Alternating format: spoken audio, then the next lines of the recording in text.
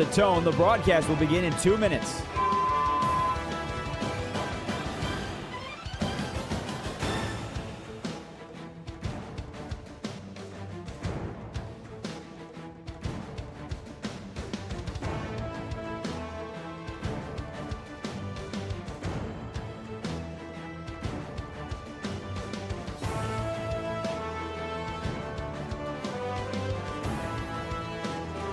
At the tone, the broadcast will begin in 1 minute, 30 seconds.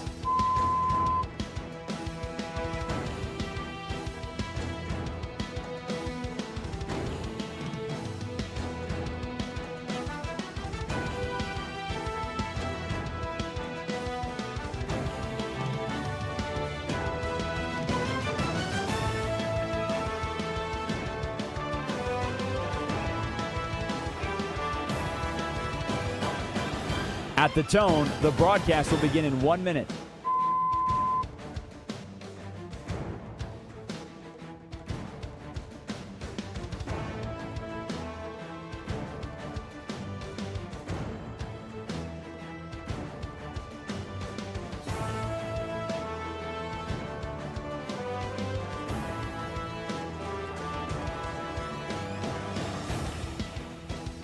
Stations, this is your final time check. At the tone, the broadcast will begin in 30 seconds.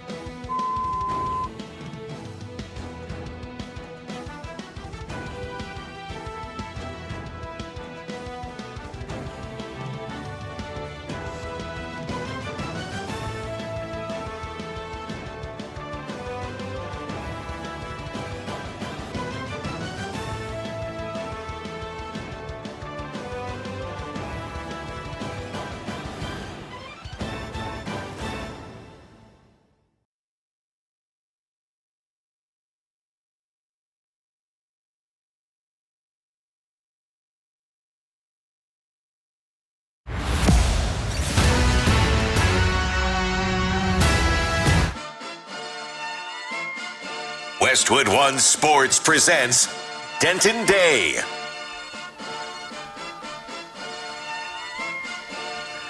What up, everybody? It's a Sunday. It's a sports Sunday on Westwood One Sports, and I can't wait for tomorrow. I know we're sitting here on a Sunday, but tomorrow, Game 3 of the NBA Finals, I'm jazzed up for it.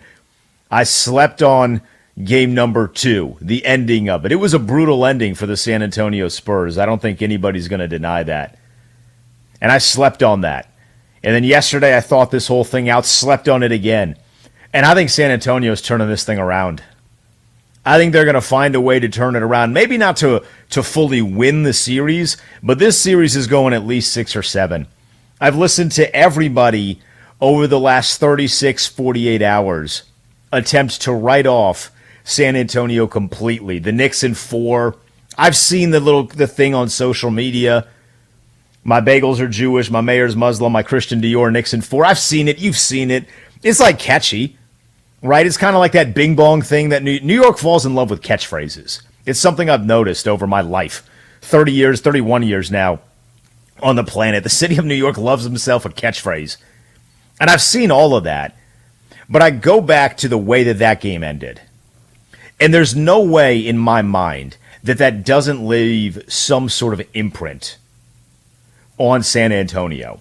And not an imprint in the way where you pack it up and go home, but an imprint in the way where you make an adjustment, like a real adjustment, something that drastically shifts the way that you approach game number 3, especially considering the magnitude of the environment. You're going into hostile territory.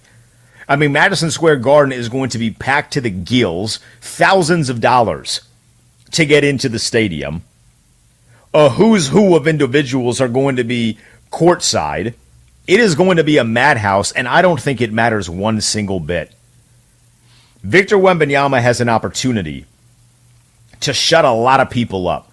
It's funny to see how the narratives can swing about a player in a very, very small window, the way that they have been with Wembanyama. And I'm not going to sit here and defend that final possession. That turnover sucked. The bouncing the ball off the back of your guard, that was awful. I mean, that's like textbook basketball 101. You should know what a plan is when you're pushing the ball. That's on Castle. That's on Wemby. Even to a small extent, that's on Mitch Johnson. There was no plan there. There was no decisiveness there from Victor Wembanyama. There was too much kind of, whatever happens there from Stephon Castle. You can't turn your back to the ball. You're the guard. So there's so many things that took place on that specific possession. But there's just this feeling that I have that it's going to be all gravy for the Spurs in game number 3. That for the first time this series, we are going to see a dominant Victor Wembanyama, like what we saw against the Oklahoma City Thunder. Now, he's going up against a far better team from a strength standpoint. Oklahoma City had Chet guarding his ass. Look, man, Chet ain't doing much. I see him, you see him. Maybe he got some secret slender dude strength in there. I doubt it. That dude was getting bullied left, right, and center by Wemby. They had to put Hartenstein on him. And then Hartenstein started to get bullied. Then they put Caruso on him. Caruso started to get bullied. Everybody was getting bullied by Victor Wembanyama. I would be stunned if he does not find a way to impose his will over Mitchell Robinson and Karl Anthony Towns. I just don't see a reality where that happens. Because at the very least, somebody got to get in the ear of a guy that has the potential to be one of the greatest ever in Wemby. He has all the skill set. The height, that's God-given. The ability to play, to shoot, to dribble, to rebound, to block shots. He has everything. You build a perfect player. You build a my player on NBA 2K. You have built Victor Wembanyama. I just cannot imagine that someone has not gotten in his ear and told him, hey, if we're going to lose this series, we better lose it with you taking 30 shots. We are not trying to lose this thing because somebody else is going to carry us. We're not trying to lose this thing because you want to be team player all of a sudden. Somebody got to tell him, you got to go be a jackass out there. You got to be a bully out there. Be mean. You can be mean to Karl Anthony Towns. You can be mean to Mitchell Robinson. He needs to go out there and reverse this prophecy that has come to fruition with Karl Anthony Towns. I have long, I'm Denton Day. You can find me on Twitter at the Denton Day. I have long been a hate watcher of Karl Anthony Towns. Since his inception into the NBA. Loved him in college. Got to the NBA, and he was tasked. He was dubbed. It's unfair to him, but this is the reality. This is the nature of the beast. He was dubbed as a future NBA MVP, and I hate that. I can't stand that. Anytime somebody's dubbed like that, there's a special level of criticism that I watch them with, and I watch Karl Anthony Towns. And in the beginning, he was figuring it out. The guy didn't just come in here immediately hating. Maybe inception of the NBA was not the right way. At least I gave him the first year. I have a heart. I gave him the first year. And then I started watching him in year number 2. And I'm like, hey, man, you're big as hell. You should be playing with your back to basket. And he ain't do it. And then Jimmy Butler came in. And Jimmy Butler said, hey, man, you're big as hell. You should be playing with your back to the basket. And he ain't do it. And he gets traded to New York. A bunch of people in New York say, hey, man, you're big as hell. You should be playing with your back to the basket. And he still didn't do it. He wanted to be the best shooting big man of all time. For whatever that means. He wanted to be the best shooting big man of all time. Everybody wants to be Dirk and Kevin Durant. Nobody wants to be Shaq anymore. Nobody wants to be a guy that bullies you on the inside. I don't even need him to be Shaq. He can be Zach Randolph for all I care. Just more skilled. Just be down there and treat yourself like a human wrecking ball. You're going to get foul calls. You're going to get to the line. You're skilled enough to make people actually pay when you get to the line. Like you could foul Shaq all the time. He ain't making no free throws. You're so good as a big man as a shooter. You're getting fouled. You're going to the free throw line, and that's 3 points right there. They put you at the free throw line 10, 12 times. That's 10 points. That's a win for your team, and he never did it. And I've always hated him for that.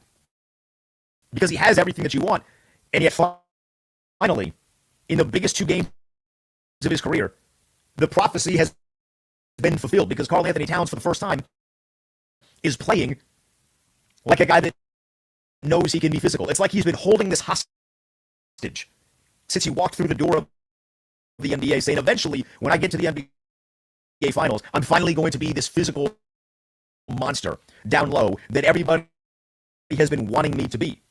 It's a ballsy thing to do. I mean, he did play for the Knicks for such a long time, and the Minnesota Timberwolves during his time. Those are not franchises that you would think would get to the NBA Finals, but he saved it for the perfect moment.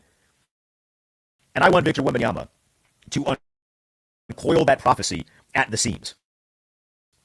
Cat right now is a co-favorite to win Finals MVP with Jalen Brunson.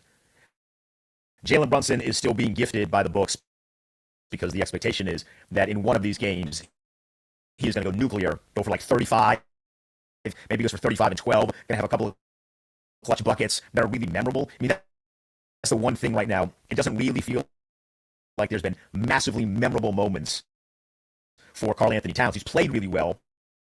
He's played really efficiently, but like your massive memorable moment can't be a great dunk in the third quarter. That needs to be something in the fourth quarter. And the guy that's always going to be in a position to be more impactful in quarter number 4 is going to be Jalen Brunson. But Cat is right now a co-favorite for Finals MVP, and I need Victor Wembanyama. I need Victor Wembanyama to punish him for it. I need him to. I need Victor Wembanyama. I haven't placed any bets yet, but I've been thinking. I'm hammering something with Victor Wembanyama to score at least 30 points. What I need to figure out is, do I talk myself into Victor Wembanyama going for 35 or going for 30? Because my expectation is that in game number 3, he's going to be taking a bajillion shots. And I think he's going to throw his body into the wind. I almost need him, Victor Wembanyama, to be a little reckless. Throw your body into the massive humanity that occupies the painted area. In game number 2, at one point, I think it was Stephon Castle. At one point, Stephon Castle threw Victor Wembanyama a lob, and he faded away. Wemby did. He tried to catch a lob as he was fading away from the basket, and that wasn't like a thing where his momentum took him away from the basket. It's not like he was running one way, the lob was a little behind him, and he did his best, but he was fading away. He just couldn't do it. No, the lob was perfect. In the regular season, he dunks that. Against OKC, he dunks it. Portland, he dunks it. But for whatever the reason was, because game number 2, the Knicks got in his head, he's doing this fadeaway bit. You can't do the fadeaway bit. You're Victor Wembanyama. I need him to be that. Look yourself in the mirror. There needs to be a guru in San Antonio. Surely there is, right? I mean, they got Popovich. This dude hangs out with monks. He's praying with nuns before the game. I mean, this dude is bringing the world together. The world religions are coming together to support Victor Wembanyama. Everybody is rooting for this dude. Somebody needs to put some 1990s slightly ridiculous motivational guru that you see on a infomercial or one of those 30-minute paid programs locally that airs at midnight that you kind of think is a massive scam artist. Somebody needs to put one of them dudes in the ear of Victor Wembanyama and just have him convinced that he can run through a wall. Because if you can run through a wall, you can run through Karl Anthony Towns. I promise you that. He ain't as sturdy as a wall. So I have really high expectations for what we're going to end up seeing tomorrow night in game number 3. I do love the way that this has played out, the series itself, from the element of fun. I was watching some of the press conferences today, and we got a little bit of audio that I'm going to cue up for you in a moment from these press conferences. But I was watching these press conferences, and there might be a few people over the next few hours that are going to take to social media and kind of lambast the NBA for allowing a Fat Joe in the press availability, for allowing Jadakiss in the press availability. Ben Stiller had himself a media pass, and largely, for those that care, media passes are not always the easiest thing to get. There are certain teams and certain sports that are a little bit more stingy when it comes to allowing certain people to get media passes. But the idea of Fat Joe sitting in a press conference is hilarious to me. The idea of Jadakiss just sitting back there hanging out, listening, that is a funny thing. Ben Stiller taking photos like he's a tourist experiencing something for the first time. This is a guy that's made millions and millions of dollars, been in some of the biggest box office sensations, some of your favorite movies of all time, potentially. And he's acting like he's a kid in a candy shop, taking a picture with his little iPhone as he gets his press badge. I love that. It really injects the fun into one of the most stressful points of the NBA season. Maybe it would be different if it wasn't the Knicks involved in this. Like maybe if this was last year, you're not seeing this. But that's also because I don't know how many celebrities are hanging out around Indiana and Oklahoma City. But the embracing of the celebrity culture just kind of taking over and allowing for stuff like that doesn't really impact the game itself, because the press conferences, there were a lot of silly questions that were asked in the press conferences. That's just kind of the nature of the beast. Some of these guys don't get to talk to a lot of these reporters on a regular basis. So you're asking, like Jalen Brunson's being asked about Villanova stuff going back to the NBA draft. I don't really care about that. Why do I care about where he was drafted now? I care more about the game. So if that's going to be the questions, I might as well get these influencers in there so they can have a little bit of fun. There was some good stuff in there, including a message from Greg Popovich that I do want you to hear. You will hear that over the course of the next hour here on Westwood One Sports. I'm Denton Day. I'm sitting in for Josh Graham on a Sports Sunday. We got a lot of different directions that we're going to go over the course of the show. It's a big day in Major League Baseball. Every team in action. So we'll keep you up to date with all of the happenings in Major League Baseball. Gabe Lax of USA Today is going to join us at 5 p.m. Eastern Time, get his thoughts on where we are right now in Major League Baseball season. But also, I've been working on this theory that I'm going to ask Gabe about the potential of the 2026-27 work stoppage playing a noticeable impact in Major League Baseball's trade deadline in 2026. So I'm curious to see how he's going to view that. Evan Giddings, who works in San Francisco, is going to join us at 6 p.m. Eastern Time. Brandon Aiyuk took to social media today to call out his current organization, and it was hilarious, I have to admit. So we will get the San Francisco perspective on that. I'll give the DC perspective on that, because I think everyone in the world is anticipating that Brandon Aiyuk is going to be playing his football with his college best friend, Jaden Daniels. That's been a very, very unique and crazy saga. When we get back, though, you'll hear from some of the NBA Finals press conferences. Plus, is it actually worth Donald Trump attending game number 3? We dive into it next. It's a Sports Sunday with Denton Day sitting in for Josh Graham on Westwood One Sports. Wow, whoa. The Knicks are up 2-0. New York stole 2 games in San Antonio. The next 2 are in the Garden, with a chance to sweep game 3 of the NBA Finals is tomorrow night. Westwood One Sports.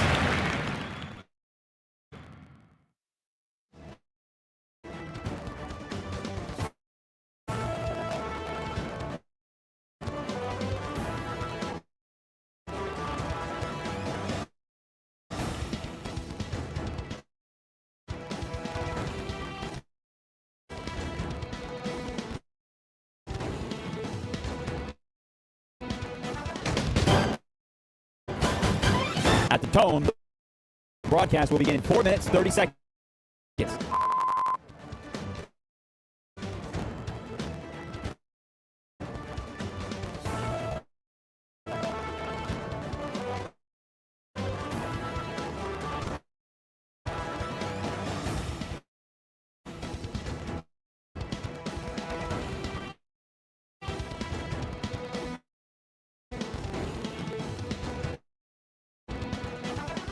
At the tone, the broadcast will begin in 4 minutes.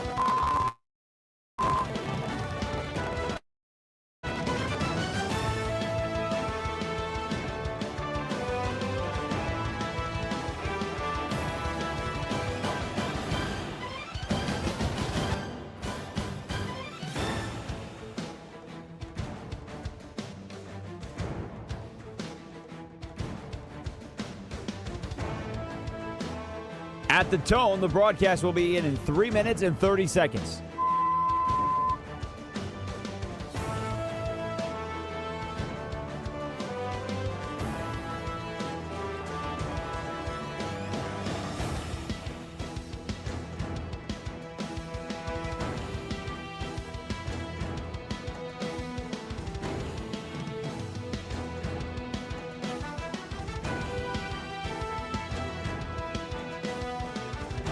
At At the tone, the broadcast will begin in 3 minutes.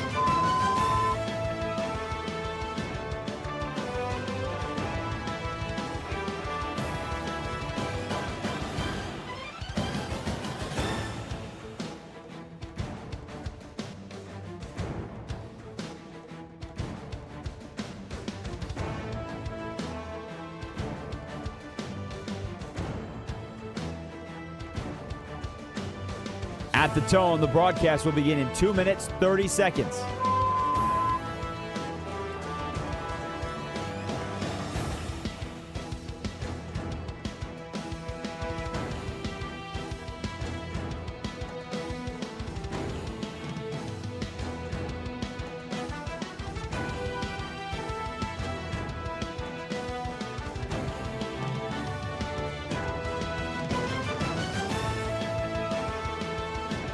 At the tone, the broadcast will begin in 2 minutes.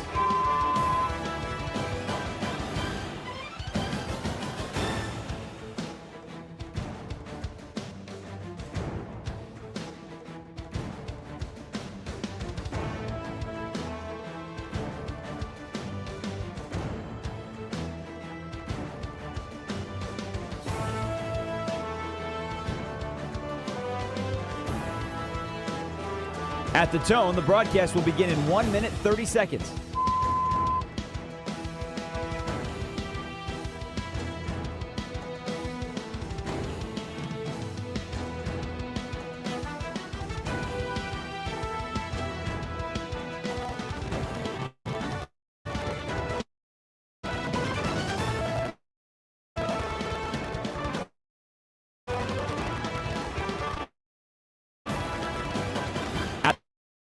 The tone, the broadcast will begin in 1 minute.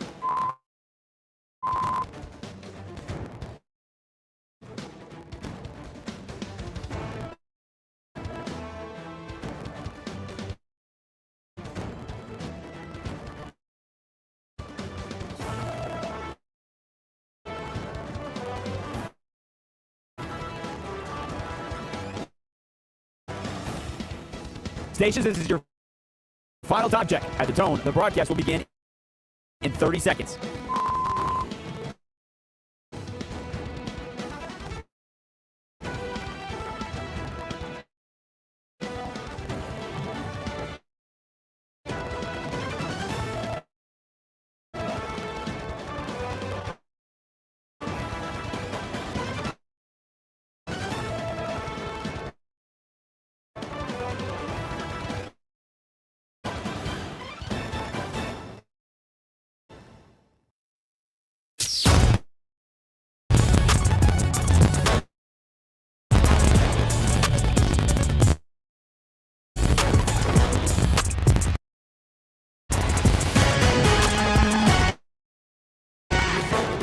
Westwood One Sports presents Denton Day.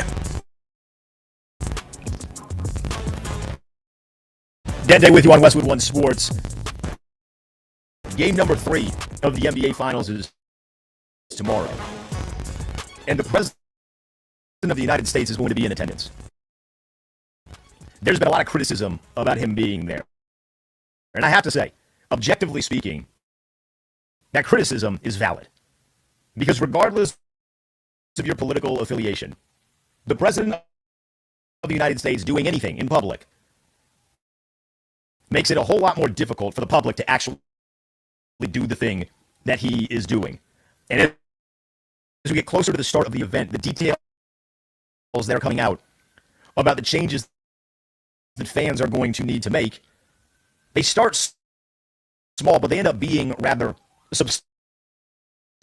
And you can understand why some of these changes exist. It's a massive security threat for some of them to not exist. You have to have more security when the President of the United States is there. You cannot bring bags because of the security. You need to get there early to prepare for these security, because if you've been to a stadium in the past, I don't know, 2-3 years or so, they check you when you walk in, but it's not all that extensive. I don't sneak much into the stadium. I don't really care to, but I could. I could sneak snacks in there. I could sneak a bunch of different stuff in there. I rock a fanny pack when I walk into stadiums. Like, it's pretty easy to get things into the stadium. And the extra security is going to make that very difficult. It's going to make the experience of going very difficult. I've always been curious because some of this does feel like more social media stuff than anything.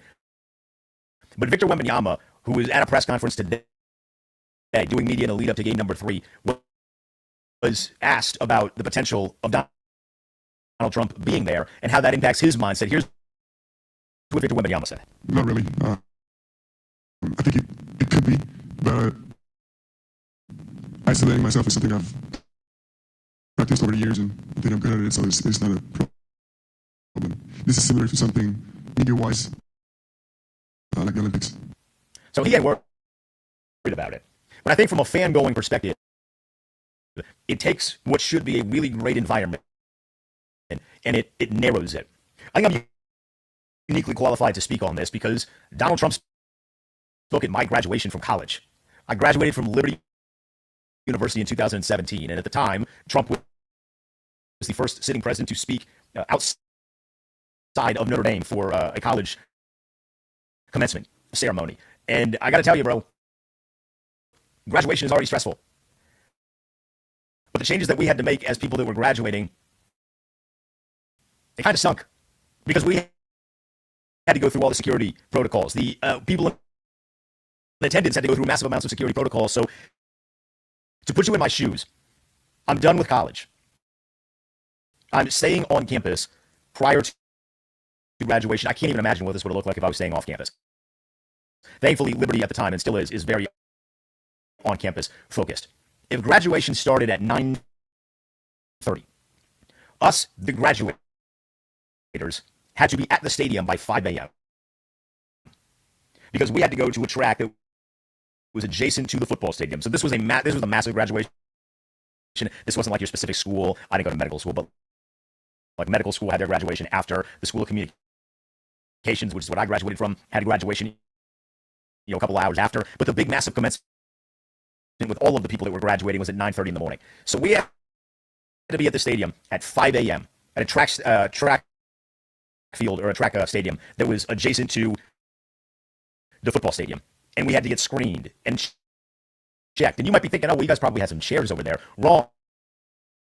We stood there for 4 hours before we were eventually ushered into the stadium. Now, we graduated. It's fine. I live to tell the tale. But the experience is a lot more stressful when you have to wake up that early. Because I didn't want to do on my graduation. I want to wake up early. Stayed up late the night before. John Wall hit a buzzer beater in Game 6 of the NBA divisional series against the Boston Celtics that year. I'm a huge Wizards fan. I was losing my mind. I want to stay up and party as much as you can on the campus of Liberty University. And we couldn't do that because we had to wake up so damn early. So fast forward to what you're going to see tomorrow. It's going to be something very similar. We've seen Trump go to a tennis event. And what happened was the tennis event started 30 minutes late. And by the time it started, the stands weren't filled. It makes it really difficult to make all of these things work because there's so many extra precautions that you have to take. And then it becomes this question of, is this actually worth it? Because I don't think that it is.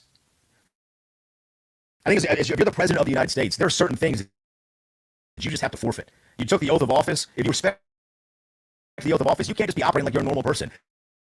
I know the country's free, but there are legit things that you got to take care of if you are supposedly the most powerful person in the world. And I don't know that attending an NBA Finals game, especially when you're not an NBA fan, I don't know that attending an NBA Finals game should be on the list, or certainly not high up on the list, of things that you should be doing with your free time. It makes everything more difficult for everybody else around you. And again, he, to my knowledge, is not an NBA fan. There's been no proof that this dude is like a diehard Knicks fan, other than the fact that he made a lot of his money in New York. And then this is the killer. Because he's going to be there, and because of the security protocols that are necessary, the watch parties that have been awesome right outside of Madison Square Garden, those can't happen because it's a security risk.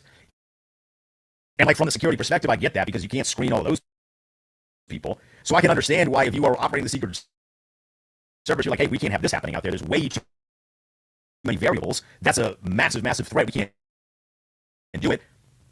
But I don't think it's justified. I would much rather have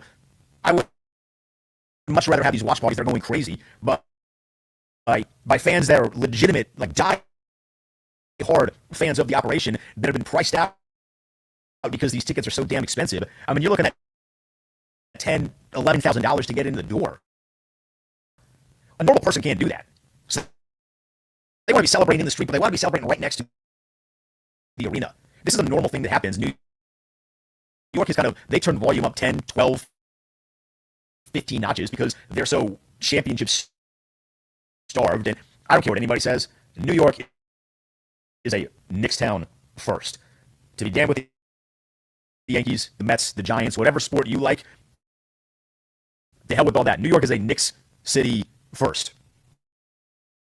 So that being robbed from the fans, and there's been some back and forth on social media today with various different sources saying that there are going to be watch parties. They're not going to be watch parties. There will be parties, but they're not going to be in front of Madison Square Garden, which is largely where all of the fun videos that you see on social media, they have taken place right there. And those aren't going to exist anymore, so this guy can go watch a game. And it feels like a microcosm for what the NBA and maybe what the Knicks have become. Because as much as I like some of the fun stuff, Fat Joe and Jadakiss going to a press conference, Ben Stiller and Timothy Chalamet traveling and going to both home games and away games, all of that is fun to an extent. But it does price out the casual. Or not the casual, rather. It prices out the casual person. The ones that don't have 10 large that they can drop on going to Game 3 of the NBA Finals. I don't have $10,000 that I can drop on anything, let alone go to something as recreational as the NBA Finals. So, how did we get here? I understand that when you go to a finals, the tickets are going to be priced up a little bit. You might see $1,000 here or there, right? $1,000 there. It's why I don't look at the Super Bowl that much, because the Super Bowl is way too corporate. It's multiple thousands of dollars after flying across the country just to get in the door. I don't have that kind of money. Most normal people don't have that kind of money. I don't know that I'm celebrating the idea of pricing out the normal fans, especially if we spend a lot of our time critiquing the NBA as an organization and as an operation for the idea of load management. And oftentimes one of the first critiques is, what about the family that could only go to a game and their favorite player isn't playing? And to an extent, that's a fair critique. It would suck. I remember I bought a ticket to go to a Wizards-Rockets game in 2006, 2007, hoping to see Gilbert Arenas play for the first time. I'd never seen him. And he didn't end up playing that game. I was devastated. I got to see Yao Ming, and that was pretty sick.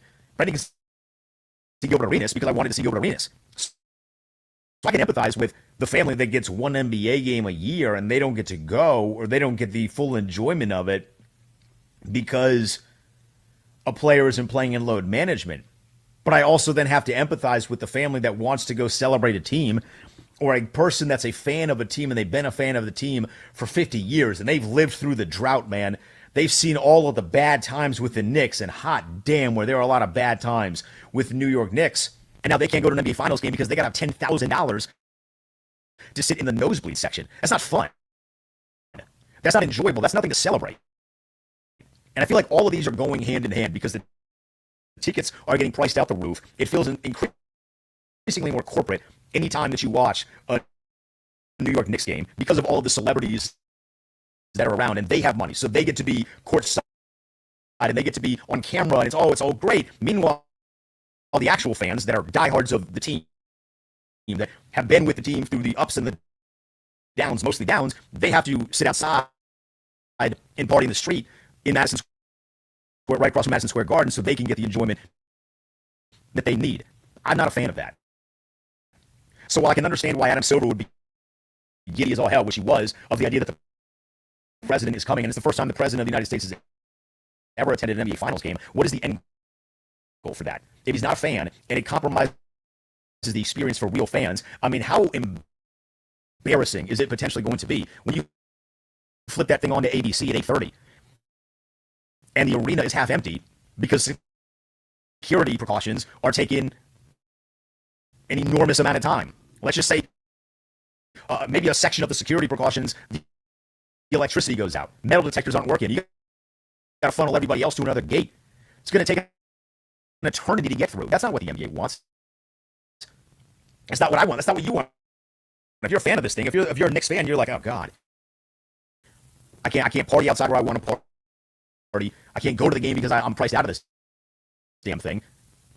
But James Dolan wants it is funny, I have to admit, it is funny that James Dolan, who's been largely quiet for like the entire run that New York has gone on, is all of this sudden popping up when it's most opportune to invite one of his friends, because we know there's a connection between those two guys, the president and James Dolan. Most billionaires are connected in some way, shape, or form. If you couldn't tell by now, not a big fan of billionaires. This guy is. The only billionaires that I like are Tony Khan, to an extent Josh Harris, and Bruce Wayne. One of those guys is fictional. So we'll count him as half. I like 2.5 billionaires. That's pretty much it.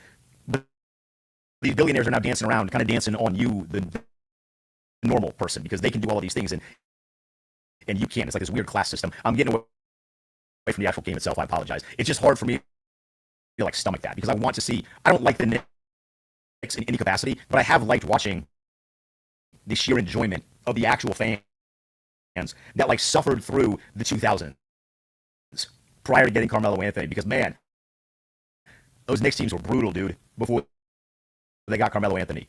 They suffered through some of the pre-Patrick Ewing, if you're old enough, era. Like you've seen some really, really bad basketball, and now when you should be celebrating your team for finally getting to a spot where they deserve to be celebrated, because like, listen, you're not celebrating. Carmelo had some good years with the Knicks. They didn't get very far in the playoffs. You're not celebrating that. Anybody give a damn about that. But you want to be celebrating Jalen Brunson, who could go down as one of the best Knicks in the history of the franchise. If he goes and wins a championship and wins Finals MVP, I don't understand why he wouldn't be viewed as that. It's one of the best free agent signings of all time because it worked. When everybody laughed at it, myself included, I said, you're giving Jalen Brunson how much money? And you think he's going to lead you to the finals? I know. I'm not getting the blitz that Becky Hammond's going to get when she said he can't be a 1A. But I had some reservations when Jalen Brunson signed that contract, and to see the way that he has won, taking the city, because everybody there loves him, and become one of the best, most reliable players in the clutch in the postseason, that deserves to be celebrated by the fans that had to watch some of those like rough Eddie Curry years, or pre or post Stephon Marbury, pre Carmelo Anthony years, back when Lynn's sanity was the best thing that you had going for you. And Lynn's sanity was a lot of fun, man, but it was also 2 weeks. Like, you play 82 games in a regular season, and then more if you get to the postseason. And the greatest portion of the Knicks' most recent history was like a 2-week span where this dude from Harvard came and lit up the Lakers and lit up the Raptors and like 3 or 4 other teams in there, who, by the way, Jeremy Lin is going to be back in New York for game number 3 as well. But like, that's who I want to see. I want to see Jeremy Lin. I want to see Carmelo Anthony. What's Amari Stoudemire up to? Right? Go find all these guys. Where's Steve Novak? Who remembers Steve Novak? White shooter, wore number 16. That was my idol for like 2 weeks. I want to see these guys. Like, I don't need to see. I'm cool on maybe losing some of the celebrities. We should probably put like a list together, and you could play drinking bingo with the celebrities that are going to be showed and in what order. Chalamet's going to be there, obviously. I can imagine that Anne Hathaway's going to be there. You got to get her there, so OG Anunoby balls out. Ben Stiller's going to be there. Fat Joe's probably going to be there. Tracy Morgan, Spike Lee's going to be there. Maybe some of the SNL people are going to be there. I imagine that one of the late night shows, Fallon, probably going to be there. I don't know if Seth Meyers likes basketball. Who cares? He might be there too. Just going to pump the celebrity stuff. Look how cool we are. The Knicks. Whatever, man. It would be the most funny, hilarious thing if the Spurs rattle off 4 in a row. More audio from what we saw, including why the Spurs mentality is shifting, and a conversation that Greg Popovich had with one of the star players that I think is going to pay off dividends. We do that when we get back. It's Denton Day sitting in for Josh Graham on Westwood One Sports. Don't go anywhere. The cover star of Madden NFL 27 has been released. And it's Chicago Bears quarterback Caleb Williams. Yo, fans in the Windy City, is this a good thing? The third-year quarterback is on Madden Curse Watch. Westwood One Sports.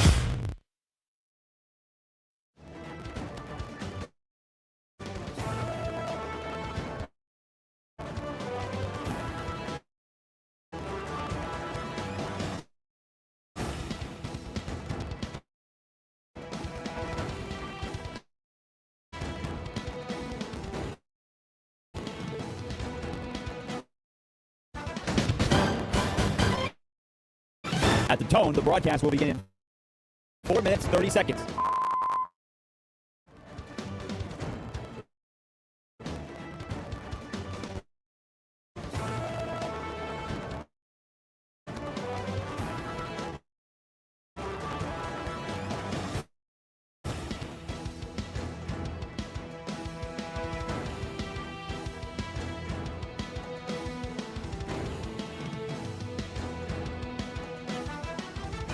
At the tone, the broadcast will begin in 4 minutes.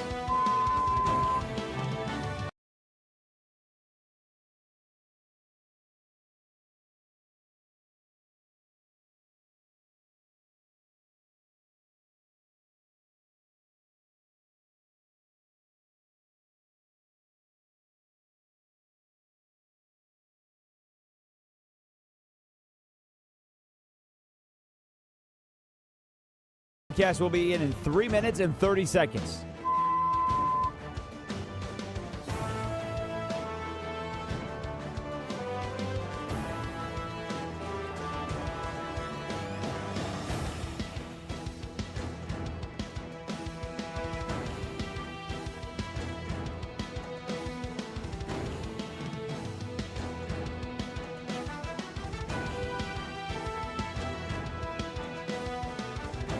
At the tone, the broadcast will begin in 3 minutes.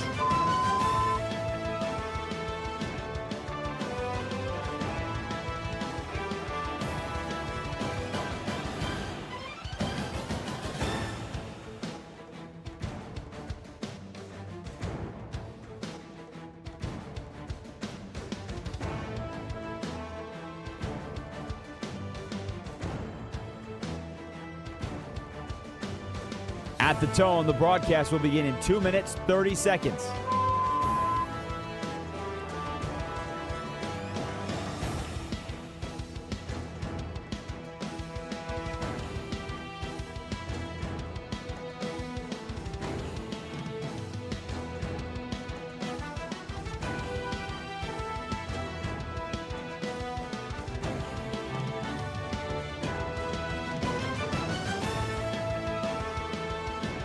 At the tone, the broadcast will begin in 2 minutes.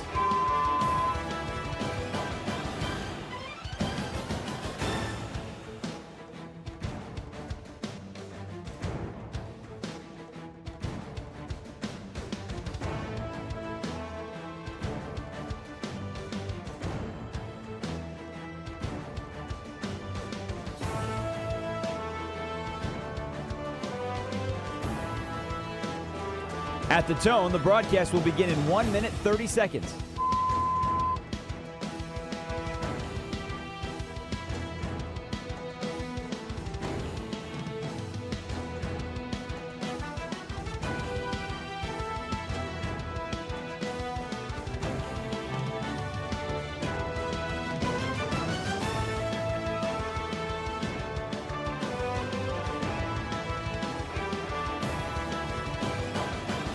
At the tone, the broadcast will begin in 1 minute.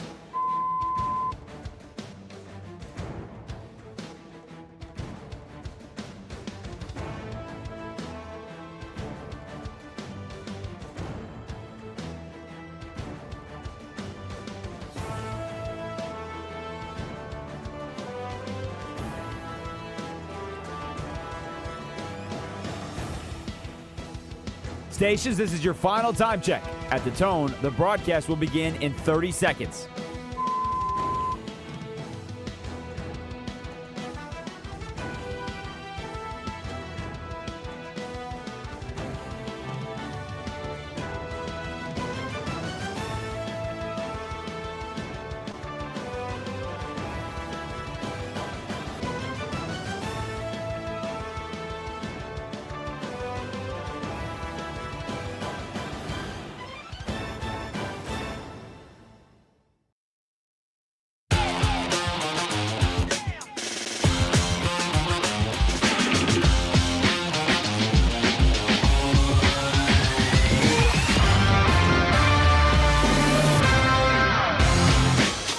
Westwood One Sports presents Denton Day.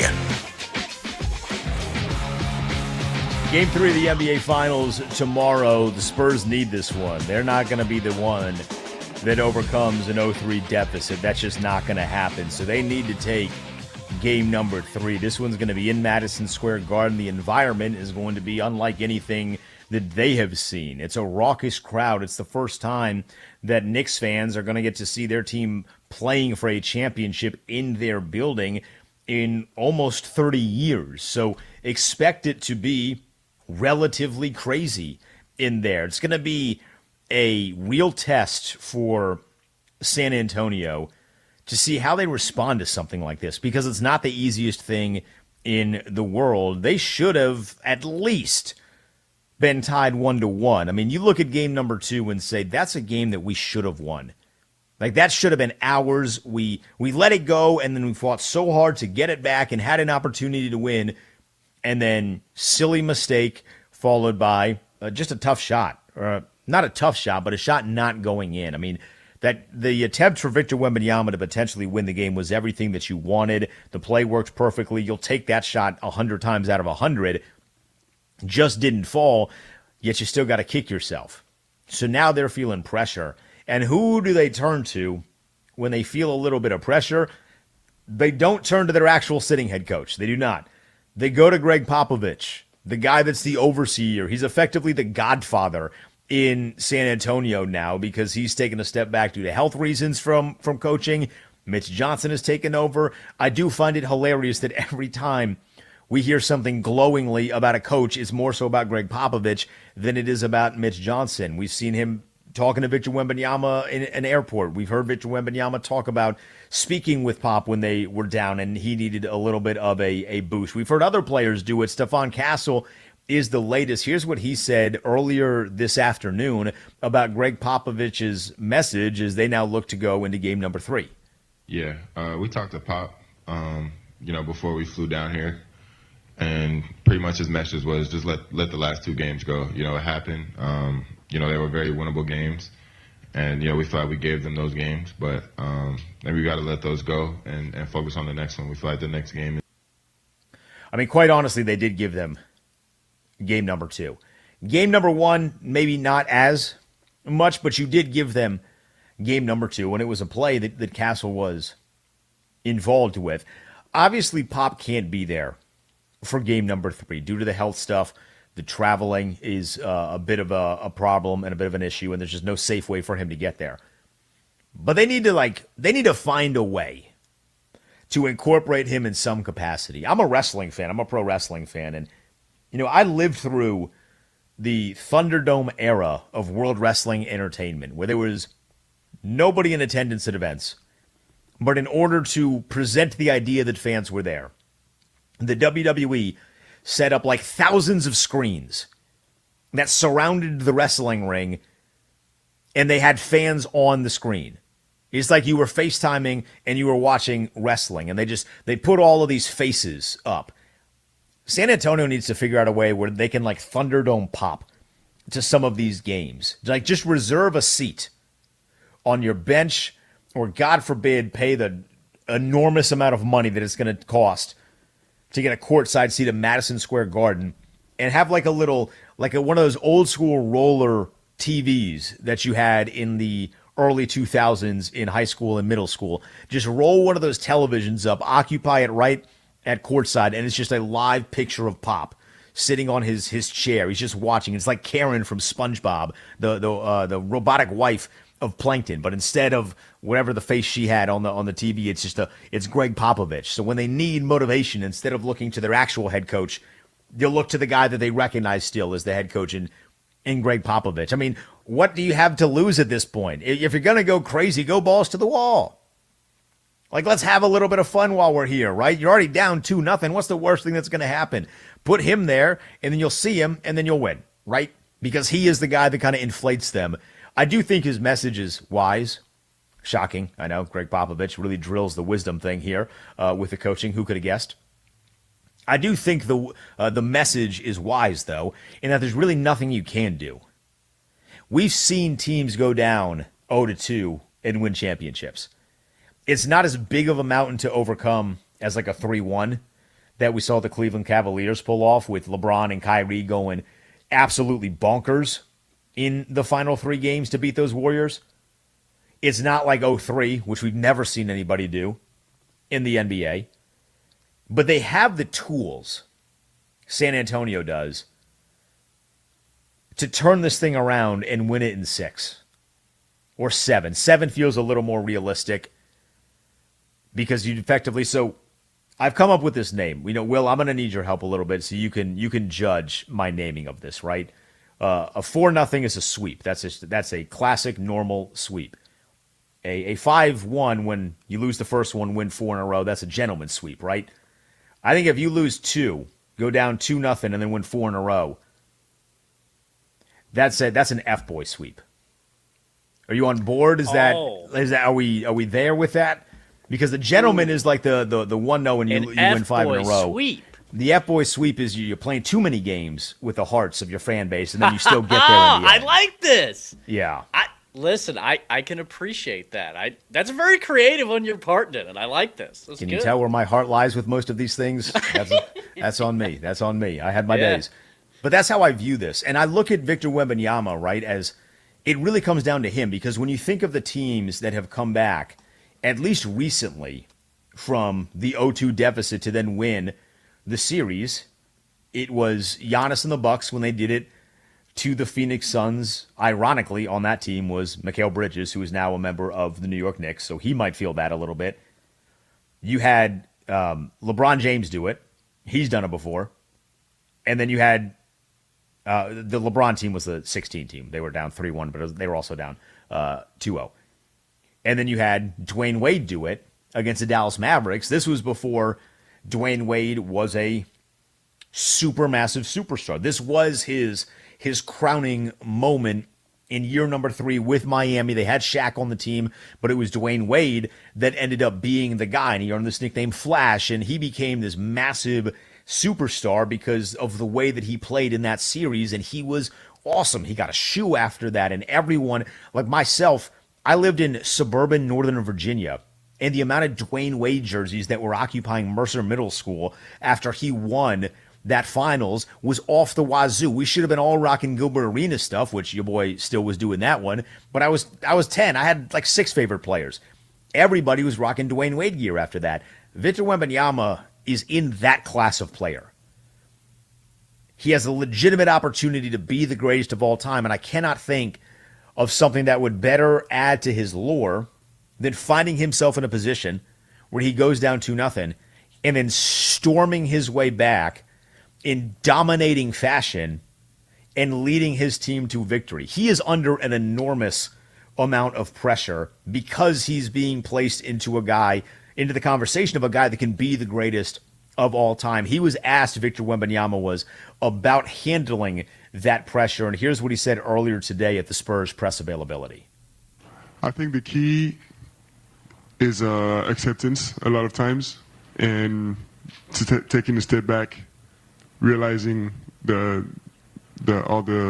journey that's behind us and what's ahead of us, and just being okay with who I am, where I am, what I'm doing. I think at the end of the day, this is everything that I wish for. So there's no reason to really overthink it. This is what I'm built for. He is quite literally built for this. I mean, he has all of the tools of being built for this. He is quite literally built for this. And to an extent, pressure is a privilege. And he is under a pressure that we have not seen since LeBron James because people are ready to crown him, or they want to be ready to crown him as a guy that could be one of the greatest of all time. But here's the thing. I don't know that you can enter the conversation of greatest of all time without winning like 7 or 8 championships if you lose the first one. Is that fair? No. But if you talk to anybody that's a massive fan of Michael Jordan, and they're a Jordan stan, Jordan is my GOAT till I die, what's the one thing that they will always have over a guy like a LeBron, like a Magic, like anyone else that you consider in that conversation? Jordan went 6-0. That's the one thing that they hang over everybody's head. He went 6-0 and he didn't have to go to a Game 7 ever. So Victor Wembanyama, if you want to enter that conversation legitimately, you have to start by winning the entire thing. You are not given the luxury of starting the way that LeBron did. It's unfortunate, but it comes with being a guy the caliber of Victor Wembanyama. LeBron lost that first one, but everybody pointed and said, that team sunk.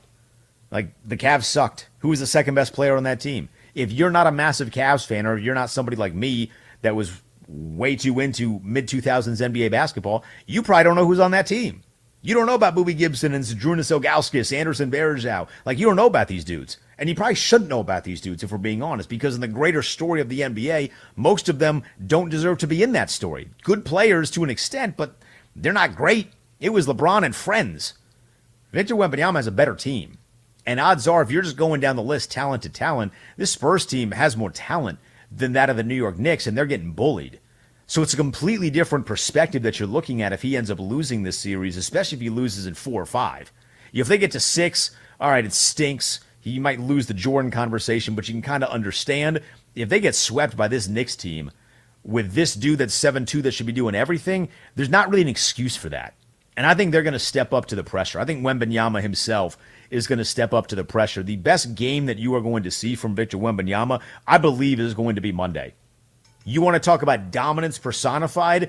I'm praying for Karl Anthony Towns. I'm praying for Mitchell Robinson, because I think what we're going to see is Victor Wembanyama going for like 35 and 20. I'm talking real dominance on a global stage while everybody's tuned in to the NBA Finals. That's my anticipation of what's going to happen. I'd love to know yours. We got our text line 310-840-4910. You can tweet me at The Denton Day. We're going to shift gears a little bit here. We're approaching the midway season of the MLB, and I'm excited to welcome on Gabe Lax, who covers Major League Baseball for USA Today, get his perspective on what's going on this season and how the trade deadline will be impacted by the 2027 potential work stoppage. It's next. This is Westwood One Sports.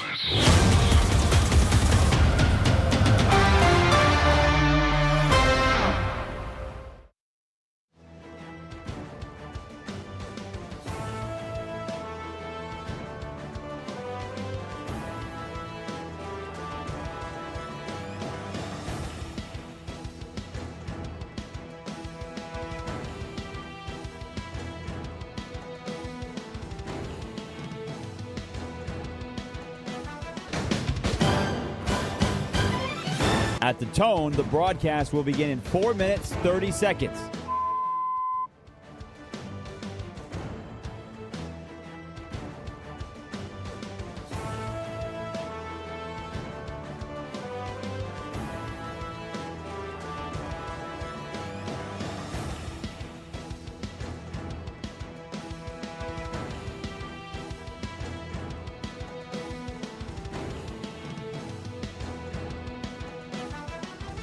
At the tone, the broadcast will begin in 4 minutes.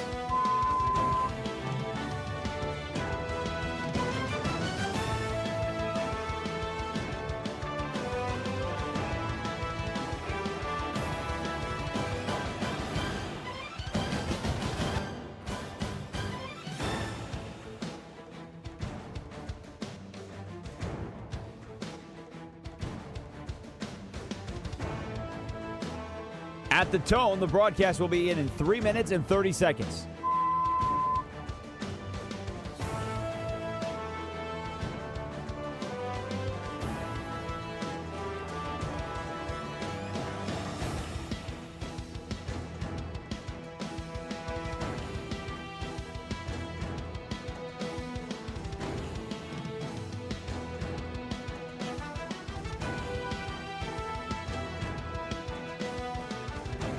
At the tone, the broadcast will begin in 3 minutes.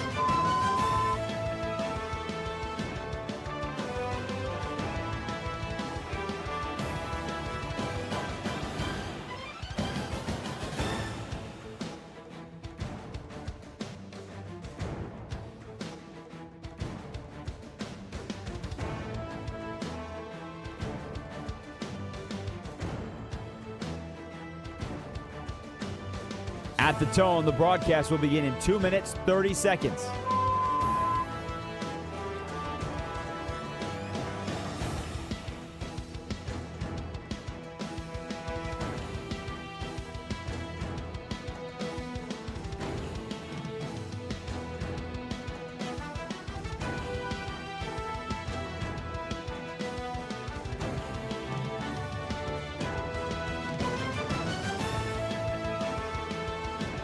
At the tone, the broadcast will begin in 2 minutes.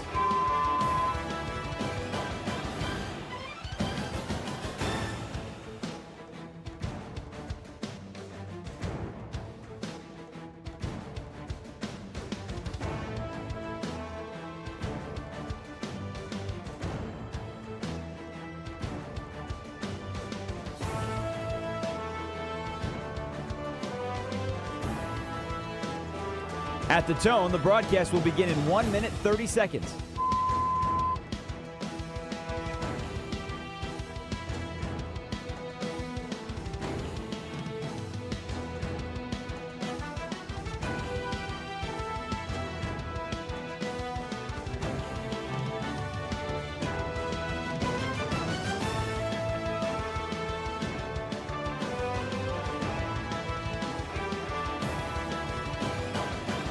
At the tone, the broadcast will begin in 1 minute.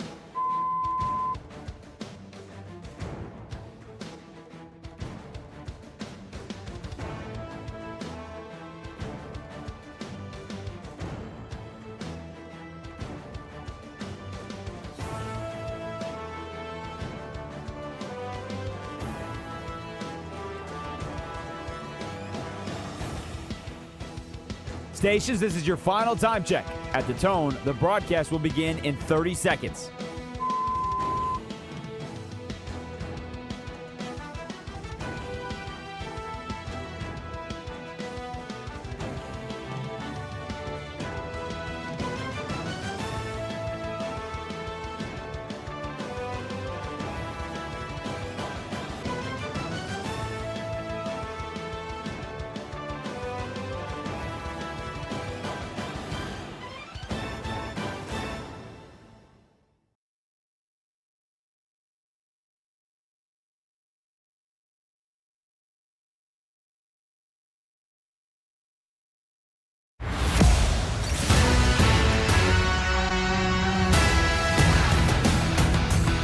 Westwood One Sports presents Denton Day.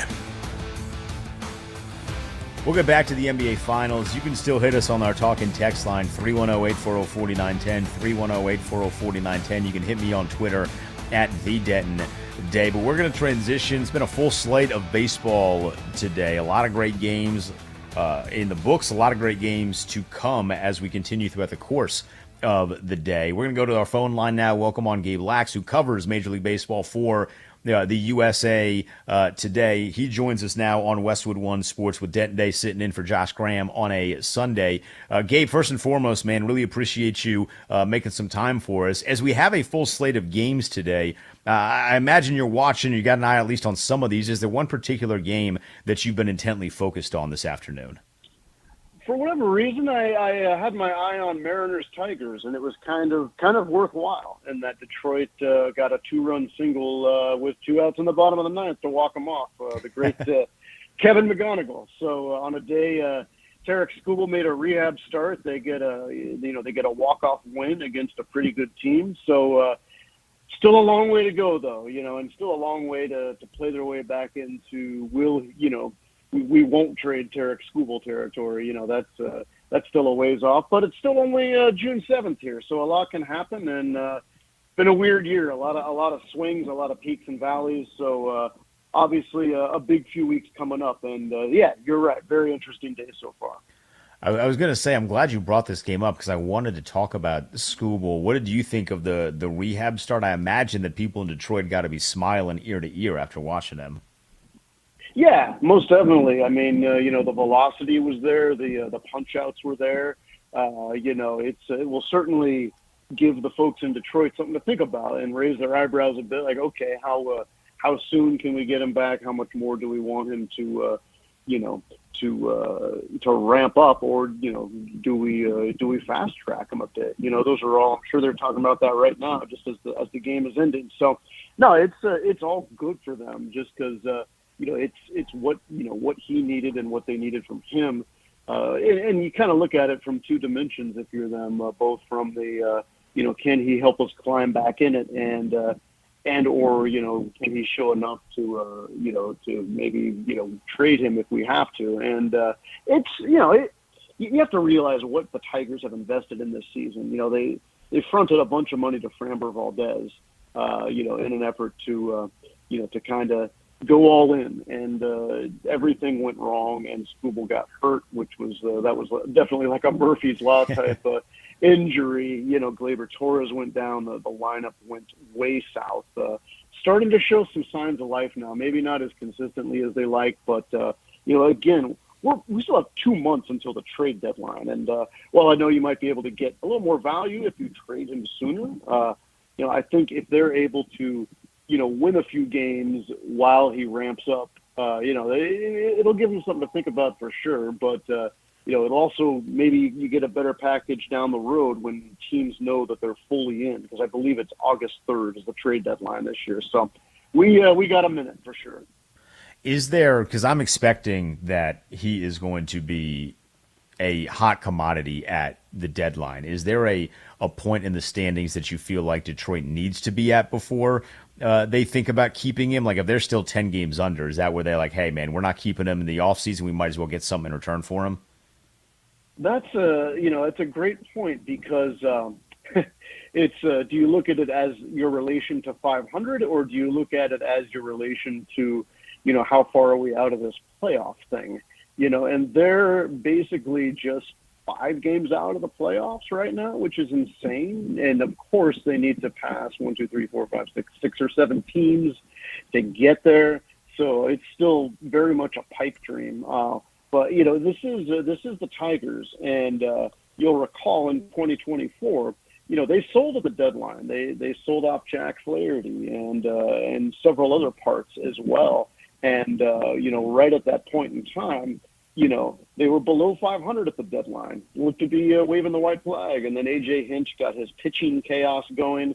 They found some offense, and pretty much ran the table from roughly August 11th on. They were 55-63 on August 10th. And they end up not only making the playoff, they win 86 games. They take out the Astros and played a very entertaining 5-game series against the Guardians. Nearly made it to the ALCS. So how fresh will that be in Scott Harris's mind and in the Ilitch family's mind when they ponder this? It's huge. This is a franchise-shaking move. Will you be the guy that traded Tarek Skubal? That's a tough thing to answer, and I think it is tough to say yes if they are showing anything resembling a pulse and if they're close to 500 near the trade deadline. Because I don't see this logjam breaking up. The American League is what it is, and there's maybe, I don't know, 2 or 3 good teams in there. You could see a team like Toronto kind of pick it up and get back to playing close to 600 ball again.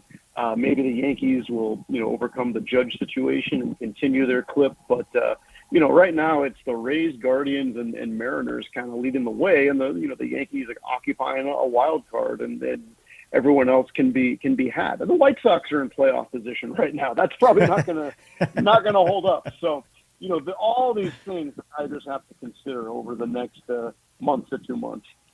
I was going to say, when do you start personally taking the standings seriously? Because you hear like the White Sox being in position, you're like, all right, we may have a little bit more to go.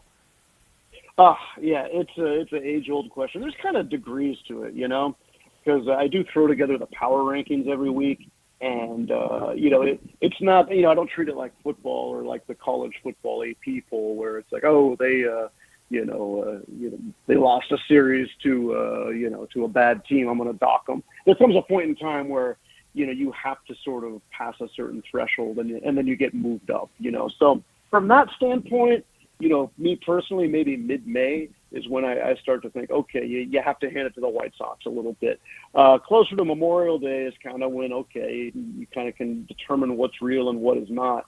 But, this whole paradigm has kind of been shattered in this modern playoff era, because not only is everybody in it for the longest of time, but, unfortunately, so many teams have designed their teams to just be kind of in it, There's not too many teams going all in. So, that makes it really hard to kind of judge the veracity of how all in a team is. And in addition to that, like how well will a team be playing 6 weeks from now? So it kind of never really ends in this modern era. And it's a little frustrating. And then it's weird because the Tigers, to name one team, did make a lot of moves to kind of think that they were going to be one of those teams this year, and it hasn't worked out. So the harder you try to set hard deadlines for this is what matters and this doesn't, the season takes on a mind of its own, and then you're kind of back at square one. Gabe Lax is my guest here on Westwood One Sports Day, sitting in for Josh Graham on a Sports Sunday. We're talking Major League Baseball here. So you mentioned the Yankees. They're obviously going to be without Aaron Judge for a pretty significant amount of time. We don't have an exact timetable on when they're hoping for him to get back. How do they stay afloat and keep their head above water without their best player? Yeah, it's got to be the pitching. It's they've lost. They lost 3 of their first 5 with Judge. They did get one back against the Red Sox today. Kind of a big road trip coming up, to the extent that an early June road trip can be. 3 games at Cleveland, 3 games at Toronto. The Guardians took 2 out of 3 from them at Yankee Stadium. The Blue Jays series, season series with them last year was a real not Donnybrook per se, but the Jays won the season series, and then they won the division with 94 wins, same as the Yankees, but they had the tiebreaker. So, it's maybe a little too early to start thinking about those kind of intricacies, but both of these series definitely look like series that could matter when you look back in September and go, how did they lose the season series to Toronto, or how do they end up with a worse seed than the Guardians? Not that I necessarily anticipate either of those things happening, but they're, at the very least, both of those teams are very good tests for what the Yankees will look like in the, I don't want to say the post-Judge era per se, but, the Judgeless era, because like you said, it's, 4 to 6 weeks before they even kind of take another look at it. Yeah, and at that point, if everything checks out perfectly, I would assume he would need at least another week or 2 to ramp up. So it's going to be a minute, and, the ribs and all that kind of stuff, very vexing kind of injuries. You hope that it's not, not something that becomes really extended or would require surgery or anything like that. But, you're talking, Garrett Cole and Carlos Rodon really coming off nicely, off, their late season debuts. Schlittler should be the starting pitcher in the, for the AL in the All-Star game right now. And then, Will Warren has made some really nice adjustments. Weather's still kind of hanging around, if you will. And providing them with some, some decent, decent length. And then you're going to get Max Fried back eventually. Not the, you hate to hear elbow, but it didn't require surgery or anything like that. So, their pitching can keep them afloat, if not, continue, with them playing close to 600 ball. But at some point, I think your Jazz Chisholms and your Volpes and guys like that are going to have to really play consistently, on the offensive end for them to continue that. And it's going to be fascinating to see how they do without Judge, because they've struggled without him in the past. When he ran into the fence at Dodger Stadium, it kind of ended their season a few years ago. So I don't think that's going to happen this year, but obviously an entirely different animal without him in the middle of the lineup. A few more questions for Gabe Lax here on Westwood One Sports Day, sitting in for Josh Graham. I'm curious what you view the Tampa Bay Rays as. They're 12 games over 500, but they have a run differential of only +7. How do you view this team? Yeah, I like them from the standpoint of there's a lot of different ways they can beat you on the offensive end. You're so right. It's looking a little precarious, if you will, but I love the fact that they have guys who can flat out hit, and guys that can also hit the ball out of the ballpark and play aggressively, play with some speed, match up with you. It's a pain playing them for, over 9 innings, over a 3-game series or a 4-game series. So I feel like, everything is pretty legit with them, with what they've done. I feel like they're in this iteration of the American League, this Rays team, has a really good chance to make the playoffs, perhaps win the division. But I kind of feel like, the firepower is going to show up eventually for the Yankees and for the Jays and possibly the Orioles. But, it's still a well put together team. And, I guess the big question, does it, come down to pitching? Will Nick Martinez be able to keep up his joyride? He finally had a little bit of a blow up, but, he's had several shutout outings. Shane McClanahan looks great. Drew Rasmussen looks, again, like an all-star. So, again, I feel like the infrastructure is pretty good, and I feel like the way they can score the ball on offense, if you will, allows them to kind of avoid these deep valleys. Gabe Lax with us here, Westwood One Sports. Denton Day sitting in for Josh Graham. Well, what did you make of the Miz clocking just shy of 104 today? Oh my gosh, yeah, it's really like nothing we've really seen, and it's it challenges everything you kind of believe about pitching and what's possible and durability and all that kind of stuff. Because he comes up and he throws 100, and then he's thrown this many pitches over 102 in one outing, the most in the pitch track and ever, and all that kind of stuff, and you kind of take it with a little bit of skepticism. But now, he's lasting 6 innings every time. He's getting into the 7th inning, to some degree. It's not like he's go as hard as I possibly can for 5 innings and then collapse. He's turning into a really legitimate pitcher and not just a guy that is kind of a speed showcase for a few innings and then here's the bullpen to soak up 4 innings.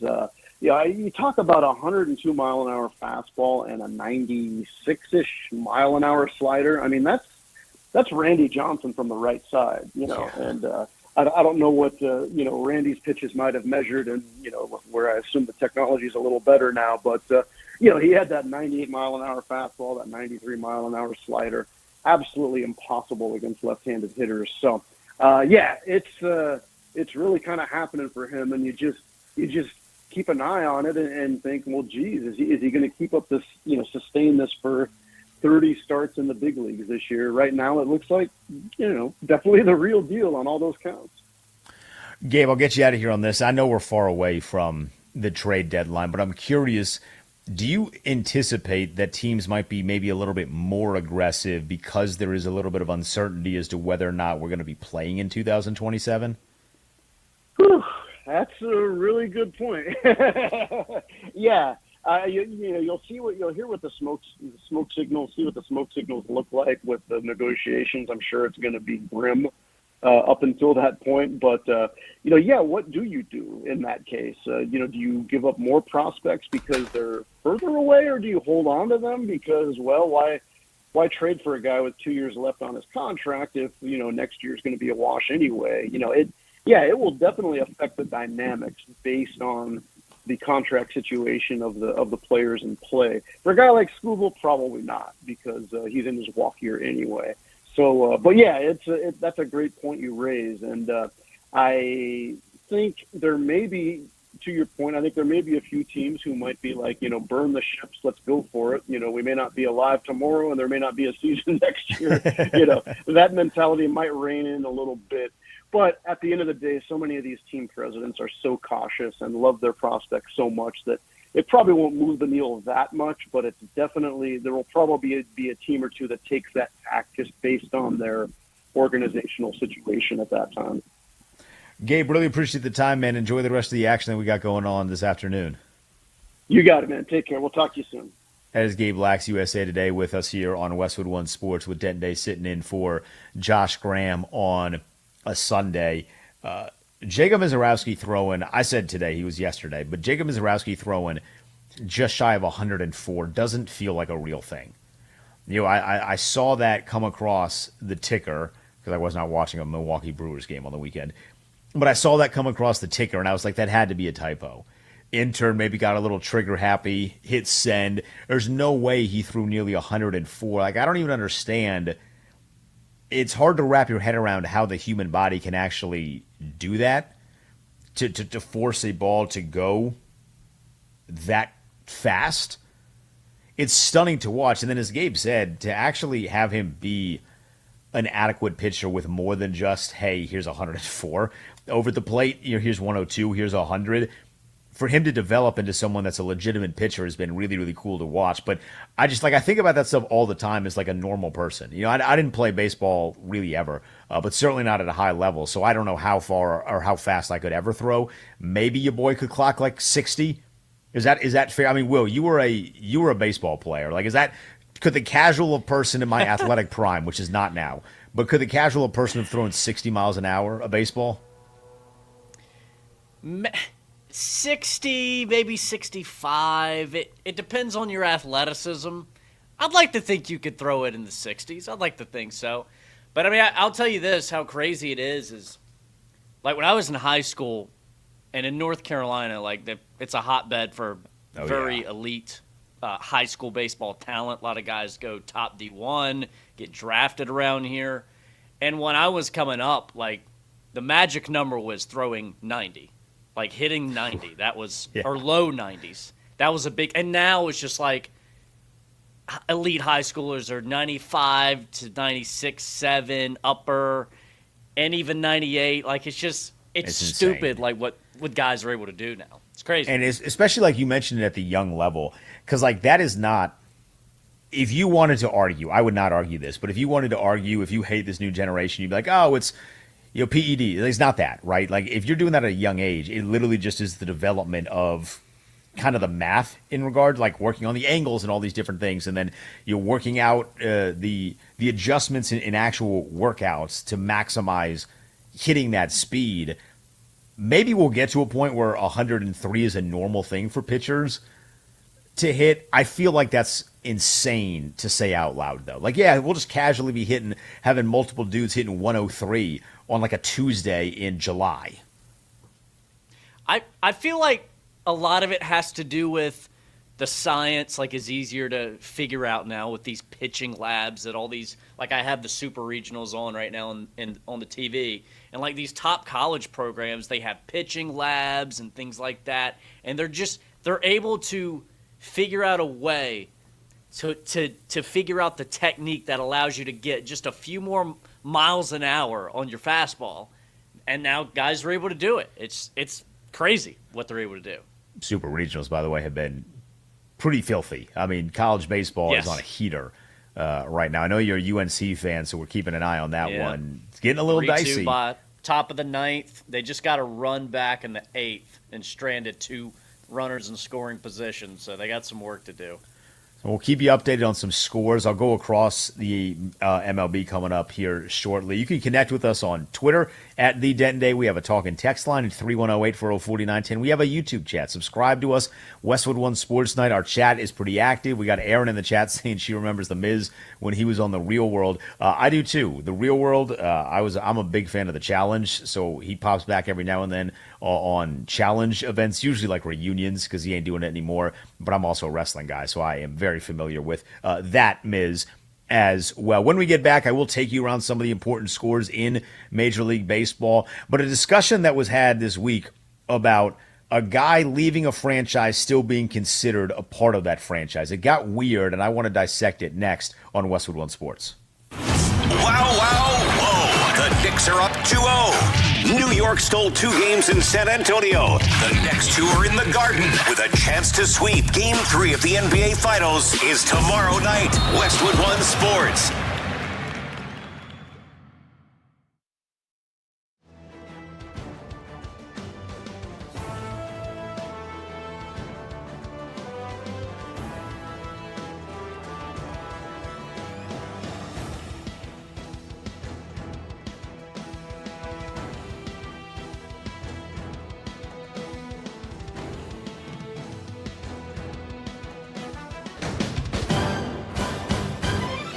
At the tone, the broadcast will begin in 4 minutes, 30 seconds.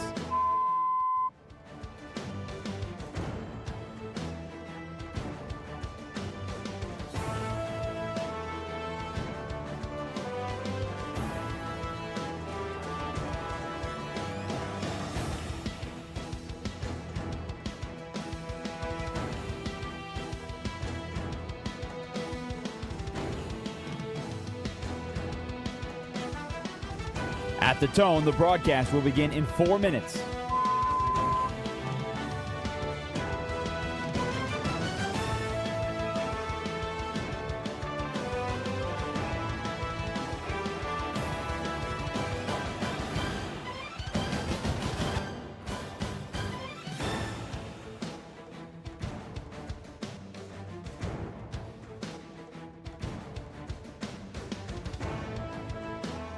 At the tone, the broadcast will begin in 3 minutes and 30 seconds.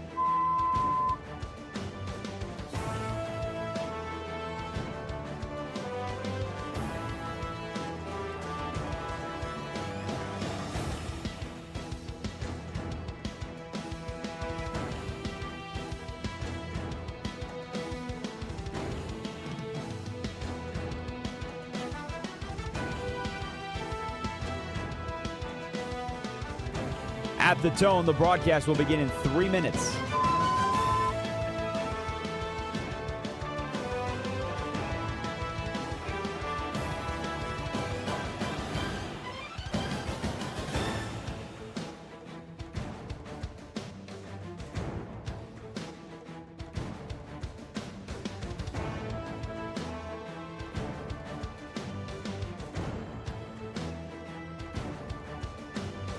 At the tone, the broadcast will begin in 2 minutes, 30 seconds.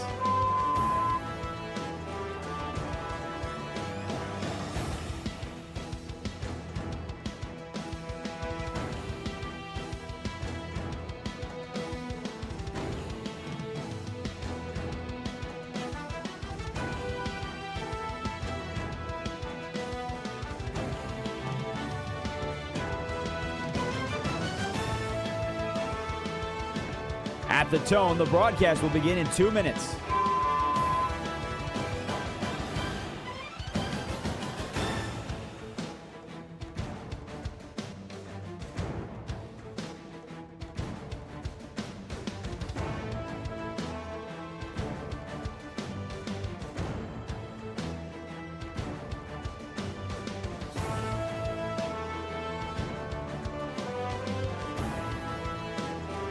At the tone, the broadcast will begin in 1 minute, 30 seconds.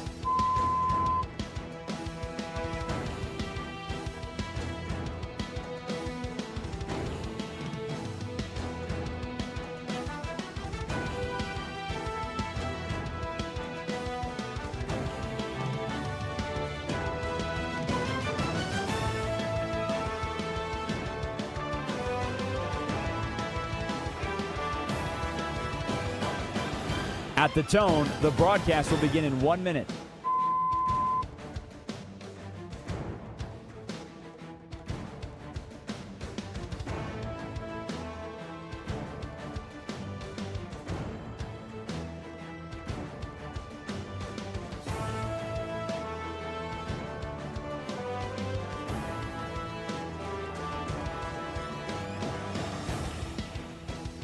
Stations, this is your final time check. At the tone, the broadcast will begin in 30 seconds.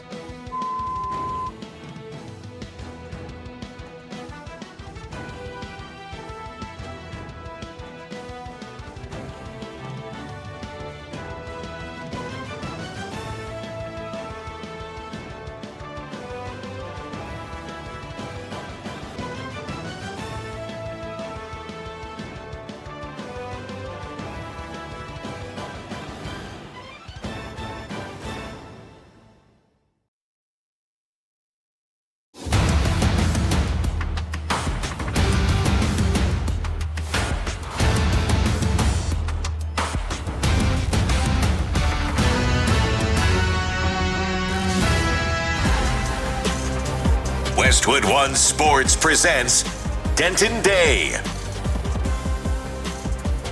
The biggest news of this past week in the NFL was Myles Garrett being traded to the Los Angeles Rams. It seemingly came out of nowhere, and I stumbled across something that I found to be a really odd perspective. Maybe it's positively odd, but I was a little taken aback by this. I was reading Albert Breer's MMQB, and he was talking with Andrew Berry, who is the general manager of the Cleveland Browns, and he's the guy that ultimately pulled the trigger on trading Myles Garrett. Now, I've come kind of half circle to where I kind of get it from the Browns. I would have still liked a bigger haul in return, but look, man, if you love Jared Verse, go get Jared Verse. And they wanted Jared Verse and a first-round pick. They got Jared Verse and a first-round pick and a few more after that.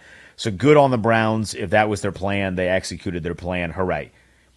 But he said this, and this is a quote that I want to read. It's incredibly important that Myles knows we will welcome him back to the organization with open arms when his career is over. He'll retire a Brown. He'll go into Canton a Brown. That's a lifelong relationship, and that doesn't change just because he's wearing a different uniform, end quote.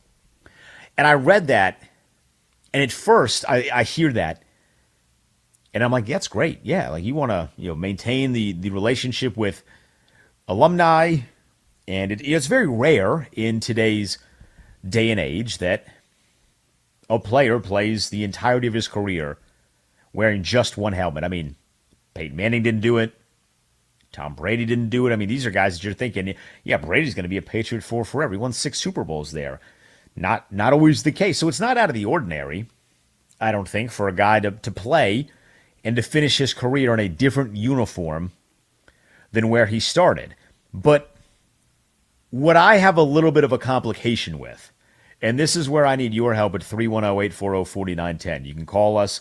That's a talk and text line, so you can text us as well. You can tweet me at the Denton Day. I'm Denton Day, sitting in for Josh Graham on a Sunday on Westwood One Sports. What I'm having an issue wrapping my head around is, what if Myles Garrett goes and has massive amounts of success in Los Angeles? Like Brady played a few years in Tampa. Peyton Manning played a few years in Denver, but the bulk of their career was in New England for Brady, was in Indianapolis for Peyton Manning. Myles Garrett's only 30 years old. So I don't think it's crazy to think that he could go on and play 17 years in the NFL, which means he would have played 9 in Cleveland and then 8 in Los Angeles. And maybe 17 is shortchanging him. I think you can play defensive end at a high enough level for a pretty long time. At least at a level where you're still going to be getting contracts. And I don't know that Los Angeles is ever going to really let him go if he's still playing at a high level. Because the crazy thing is, like, he did not have a drop-off in 2025. The reigning defensive player of the year who had 25 sacks didn't have a drop-off, and he didn't show you a reason as to why that could be the case. So I'm sitting here wondering, would he actually be, like, if he goes on, he had 125 sacks in Cleveland. If he has another 100 in Los Angeles, but he wins championships plural, or even just one, because he was never going to win one in Cleveland. That's unfortunately the history and the future of the Browns until they fix the quarterback and the coach and the rest of the roster. He was never going to win one in Cleveland. His best moments career-wise might come in Los Angeles. There is a reality where he not only wins a championship, but he can still break his own single-season sack record. You know, what if he goes to Los Angeles, wins a championship, and has 26 sacks in a season? At that point forward, I'm sure he's thinking, well, I'm a Ram now. I just won a championship. That's a career thing. I just broke a record that I had already set. That's a career thing. And if Aaron Donald comes back, I don't think that's very possible, right? Because you can't double team both of those dudes. You got to pick your poison. Those two guys playing right next to each other. There has never been a defensive combo of guys playing within 2 feet of one another that would be better than Myles Garrett and Aaron Donald. I don't give a damn that Aaron Donald has been retired for 2 years. You are not going to have a better 1-2 combo that are 2 feet from one another playing next to each other, right? It's just not going to happen. So I do wonder how that would work. It's obviously you can still go in as both, but that's just, we're in a very unique scenario here because you traded a guy in his prime. And if you felt it was best for your organization, which they clearly did, fine. That's all good and well. Again, I'm not stopping you from feeling that way. If you like Jared Verse, you like Jared Verse. But I found it very odd that they would be so quick to be like, he's still ours. He's still one of us. That's our guy. Yeah, we traded him, but he's forever welcome at this home. We didn't want him right now, but he is welcome after that. I found that to be, honestly, a little desperate. I can't believe he said that. You say that years down the line, after it's been a few years, you can feel that way internally. But I feel like you say that years down the line when it's been a little bit. And you see what his career looks like over there. And then, when the time is up, when he gets close to retirement, hey, he's still one of ours. We still welcome him in our organization. Saying that less than a week after you traded him, I don't know that I can get behind that. It makes me feel like you're maybe feeling like that wasn't the right move. Although, from everything that we have seen, I don't know that the roster in Cleveland is mad that Myles Garrett is gone, which is weird to say. But it doesn't feel like everybody's upset. They're not treating him the way that Philadelphia treated A.J. Brown, where there were a bunch of people that got in front of a microphone and said, thank God he's gone. I'm glad he's out of here. They're not doing that to Myles Garrett, but they are treating him as if, hey, our organization might have gotten better, which is a wild thing to say when you move off of a guy that had 25 sacks last year. I mean, he was putting up personal sack numbers that were rivaling sack numbers of teams. You know, there were teams that were struggling to come up with the amount of sacks that Myles Garrett had by himself. And you just let that, and you give him away. But you still want him to be remembered when he goes into Canton as one of yours. I found that weird. But that is the Browns for you. Our talking text line is open at 310-840-4910. 310-840-4910. We spent the bulk of today's show discussing the NBA Finals. We got a texter that texts in, says, Denton, you've greatly underestimated Victor Wembanyama's youth, and you greatly underestimate the Knicks, he puts in quotes, talent. The Knicks are boat racing San Antonio because they're the better team, period. Recognize that. This thing is over. There's a couple different things here. I don't think I'm underestimating the Knicks' talent when I say that I think San Antonio is more talented. I think San Antonio is one of the most talented teams in the NBA. I don't think there's really anybody that's more talented than them. So let's not say the Knicks are untalented. It's just that the Spurs are very talented. Secondly, and maybe this is first, it's a 2-0 series, and the total margin of victory has been 11 points. That is not a boat racing. They won by 1 point in game number 2. They did not boat race them in game number 2. In fact, they nearly gave the game away. If it wasn't for a boneheaded play and then a missed jumper, they lose that game. That is not a boat race. Winning by 10 points is not a boat race. What the Knicks did to Atlanta and winning by like 60, that's a boat race. Winning by 11 over the course of 2 games, even though it was 10-1, that averages to 5.5 points per win. That's not a boat race. They're not shredding them. Like this series, that's the thing that I think most people are kind of having an issue wrapping their head around. The Knicks are winning the series. Yes, it is not over. Because you can still point to certain things where, hey, you make one small adjustment here if you're San Antonio, you make one small adjustment there, and it's a 1-1 series. Right? So what happens in game number 3? Now, if it's 3-0, I'll shut the hell up. You get to 3-0, you win. Ain't nobody coming back from 0-3. But I don't think this is over at all. The Knicks in Madison Square Garden are a beast, no doubt, but eventually this streak is going to end. They haven't lost since April 23rd, but eventually this streak is going to end. If you're just counting the Spurs out and Victor Wembanyama out, more power to you, but I ain't doing that. Because I be watching, I see some things where they can make some adjustments. All it takes is one dude off that bench for San Antonio to start playing with his hair on fire. And they got real weapons, right? Keldon Johnson had a good regular season. I don't know where the hell he's been in the finals. He makes a couple of shots, and all of a sudden, San Antonio got a nice little 1-2 combo off the bench with Harper and Keldon Johnson. Right now, it's just been Harper carrying the weight. There are still a plethora of reasons as to why San Antonio could come back and win this thing. I'm Denton Day. I'm sitting in for Josh Graham on Westwood One Sports. Coming up, you'll never guess which wide receiver just took a shot at his own team. I'll share it with you next. Don't go anywhere.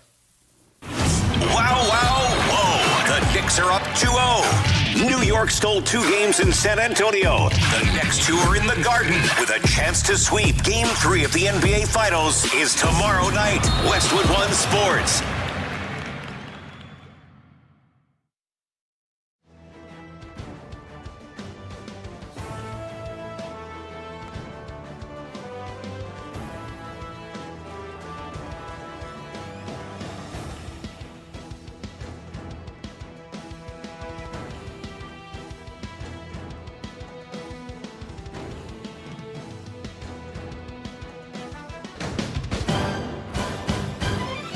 At the tone, the broadcast will begin in 4 minutes, 30 seconds.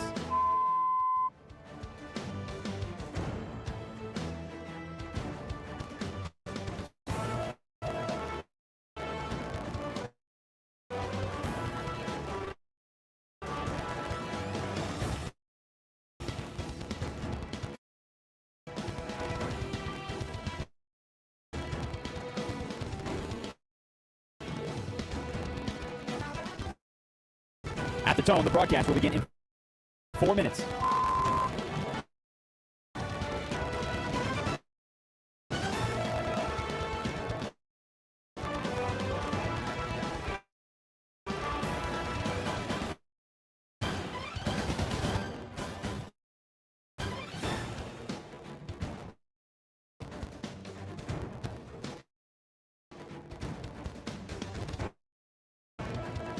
At the tone, the broadcast will begin in 3 minutes and 30 seconds.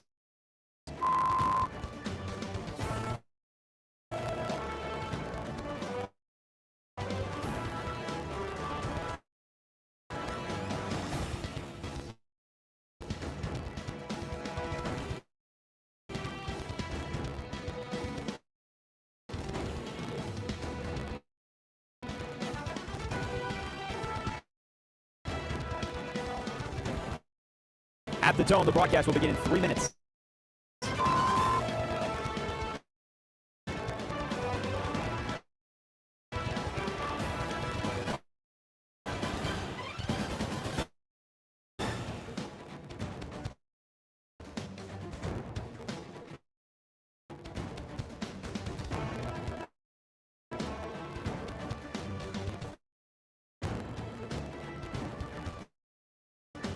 At the tone, the broadcast will begin in 2 minutes, 30 seconds.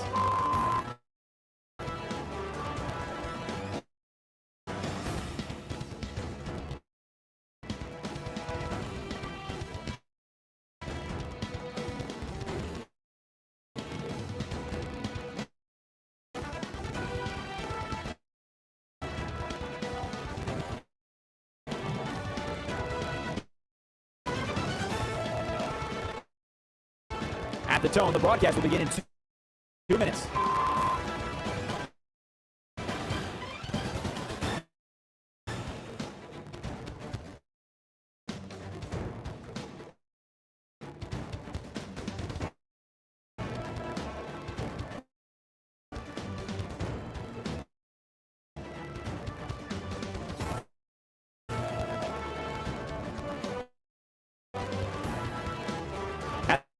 At the tone, the broadcast will begin in 1 minute, 30 seconds.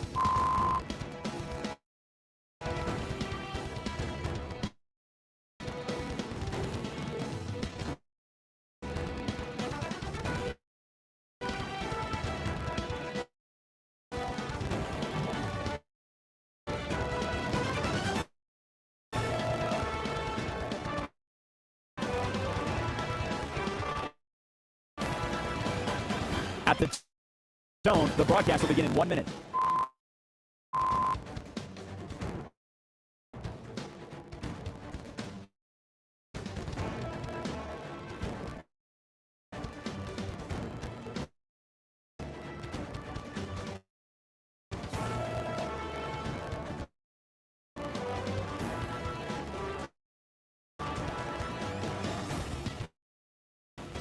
Stations, this is your final time check. At the tone, the broadcast will begin in 30 seconds.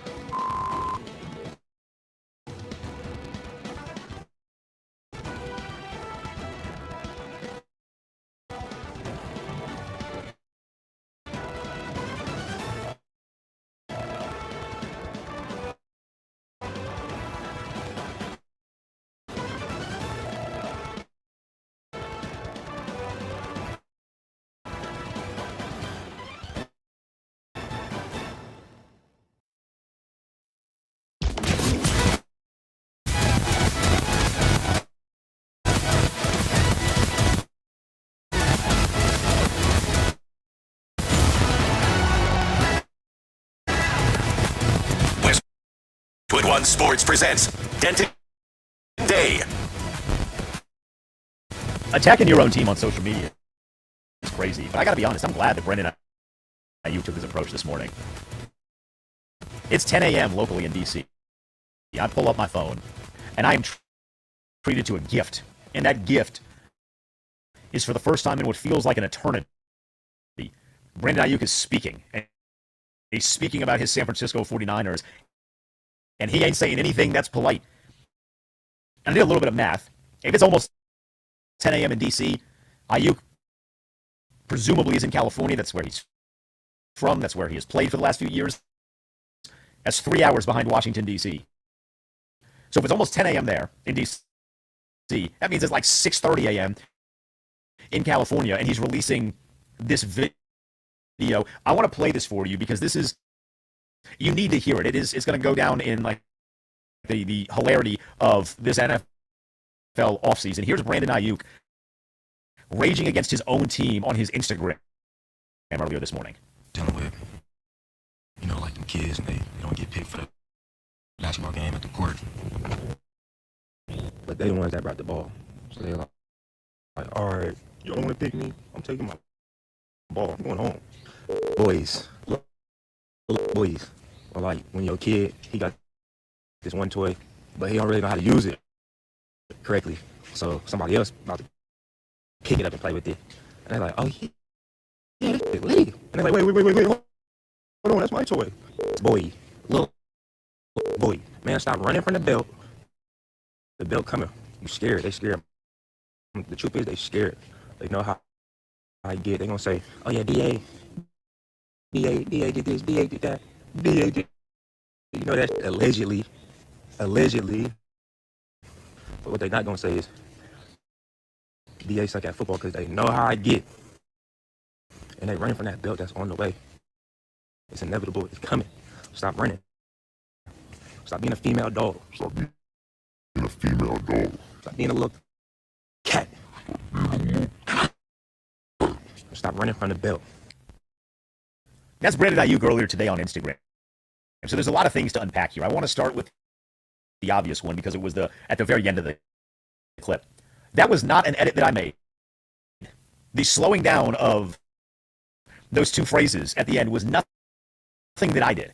That was an edit that Brandon Aiyuk made on the post, which leads me to believe that this is a well thought out post. Well, it's a thought out post. You can decide for yourself how well thought out it is, but it leads me to believe that this is a thought out post.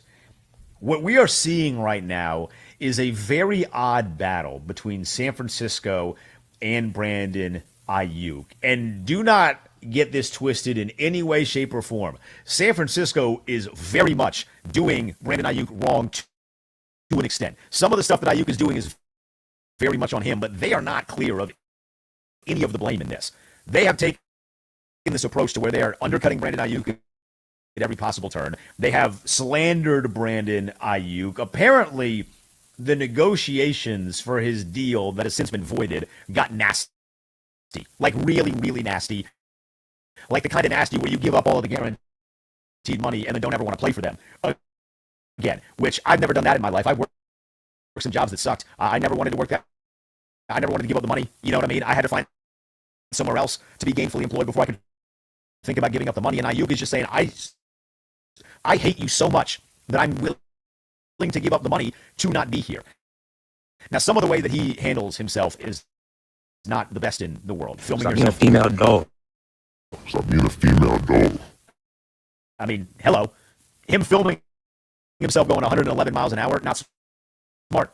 That's really incriminating evidence in a speeding trial of you going reckless. That's not an ideal way of handling things. But I am glad that for the first time he's actually speaking.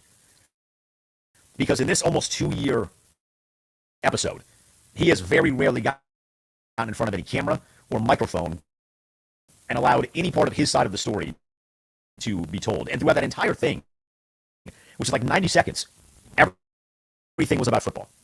He could sit up there and take a million personal shots because we don't know.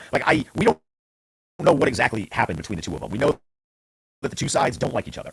We don't know how they got there because it has to be more than just the way he rehabs an injury. Like, we can't be naive to think that the only reason this is happening is because he didn't show up to rehab. There's so much more going on there. He could have aired a lot of dirty laundry, and he decided not to, which I think is big on him. He kept it all about football. That's been my entire thing through this process. If San Francisco thought that Brandon Aiyuk sucked, Brandon Aiyuk would not be a member of the roster. If they thought he was bad, they wouldn't hold him. The only reason he's still there is because they think, at least in some form, he can still play. We haven't seen him really play since 2023. We got 7 games in 2024. But we haven't seen a full season from Aiyuk since 2023. That's a long time, admittedly. But if they thought he sucked, he wouldn't be here. And I understand his frustration, because picture this as you. Sometimes we look at football players as these larger-than-life characters, and I get it, they make a lot of money. We see them on television. There are a lot of reasons for us to view them in that lens.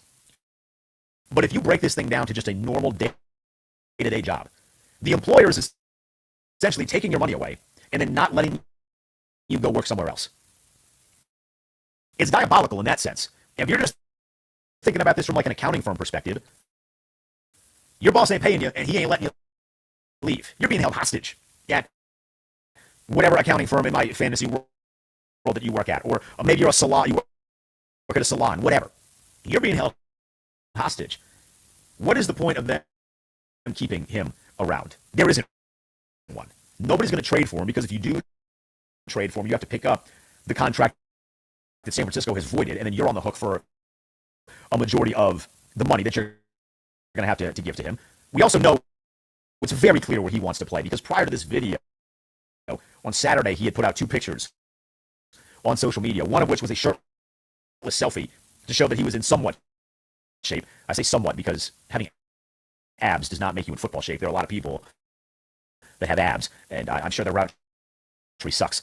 So having abs is not football shape, but the abs were not the focal point of the picture. It was the fact that he is a San Francisco 49er wearing a hat of the Washington Commanders. And then he posted a second photo, a selfie of the face, still with the Commanders hat on, but in this photo was a football, and not just any football. It was a football that had a Washington Commanders logo on it, because it was a game ball that was used at some point this season. So everybody knows he wants to go to Washington. San Francisco knows that he wants to go to Washington, and they don't want him to go to Washington. They don't want him to go play with Jaden Daniels. I can't blame them, because if I thought he was still good, I would not want him to go play with a quarterback in Jaden Daniels that has the potential to be really, really good. And then give a team that's in your conference a 1-2 punch of Terry McLaurin and Brandon Aiyuk. That's a nice receiving duo to have. You don't want to go give that to anybody. So I can understand from San Francisco's side of things why they're not in a rush to let him go. But I also think they're starting to play a little dirty. Can I give a conspiracy theory? I don't have anything to back this up, but I'm going to put this out in the ether, and then I'm going to let you decide whether or not this is legit. There was a report that came out within the last 10 days that said if Brandon Aiyuk were to report to San Francisco, he would be cut on the spot. He can't report to San Francisco because they canceled their OTAs. Now, why would San Francisco, who is in a division with the defending Super Bowl champion, Seattle Seahawks, who's in a division with the Los Angeles Rams, who just traded for Myles Garrett, and they're in a division with a very mighty Jacoby Brissett and Carson Beck. All right, tongue-in-cheek, get them out of there. But you're in a division with Seattle and Los Angeles. Why would you willingly give up opportunities to install something or just to get any sort of work with your team? Could it be because this report came out that if Brandon Aiyuk stepped foot on the premises, he would be cut, and then maybe you didn't want him to step on the premises and get cut, therefore become a free agent and then go sign with the Washington Commanders? Are John Lynch and Kyle Shanahan petty enough to cancel practice so as to keep holding this dude hostage? We don't know the direct answer to that,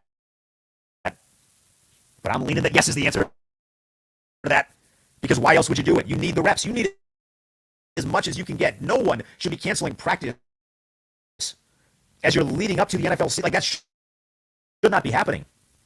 These are points of the season to maximize and to get guys who are new comfortable with what you're trying to do. I'm sure Mike Evans would love to get more reps with Brock Purdy, even if it isn't OTAs. It doesn't have to be game speed. Let him get comfortable.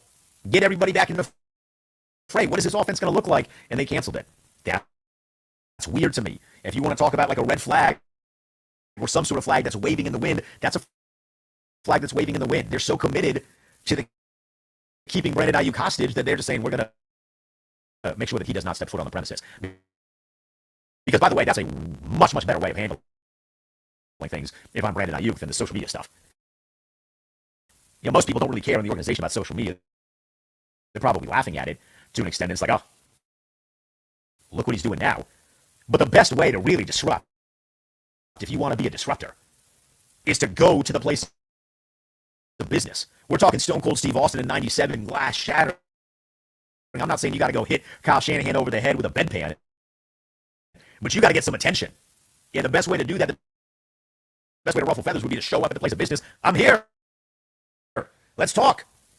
No more media games. No more releasing things about me. I don't got to go on. No, we are face to face. Let's have ourselves a conversation. Ultimately, that obviously did not happen. I don't think that's ever going to happen because when the time comes that they are going to cut him, I don't anticipate that's going to be face to face. That might, I don't even know that'll be over the phone.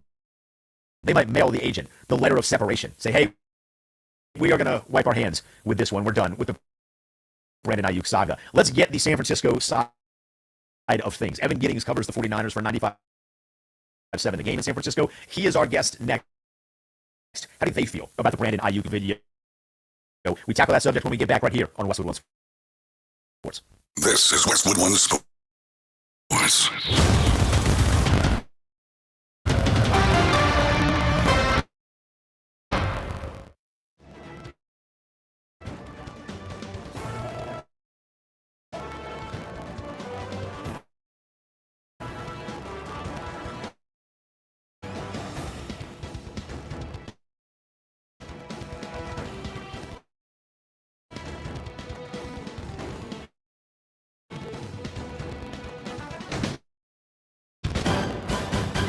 At the tone, the broadcast will begin in 4 minutes, 30 seconds.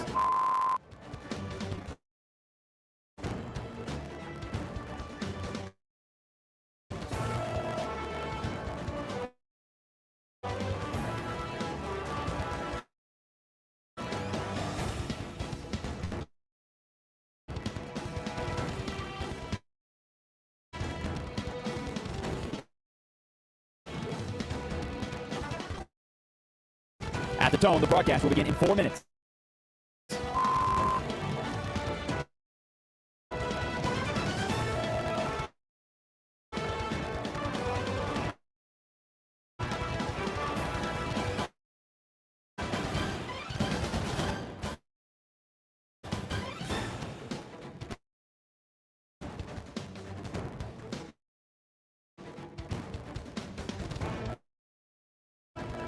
At the tone, the broadcast will begin in 3 minutes and 30 seconds.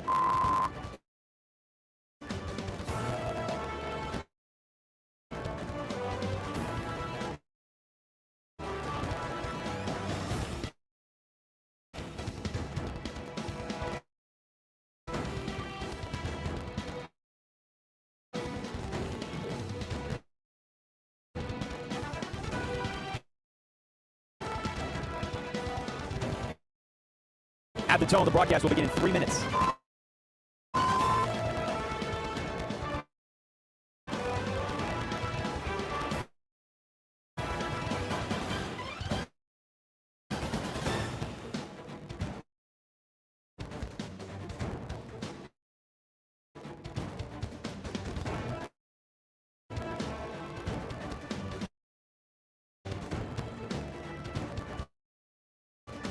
At the tone, the broadcast will begin in 2 minutes, 30 seconds.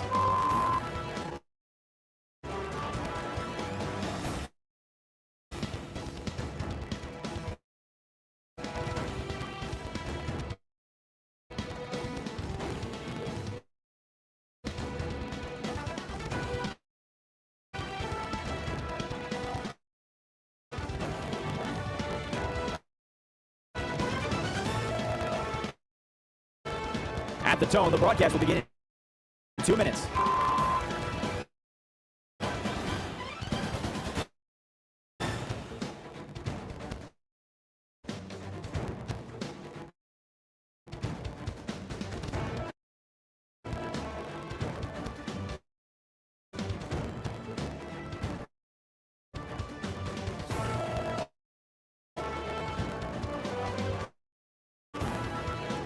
At the tone, the broadcast will begin in 1 minute, 30 seconds.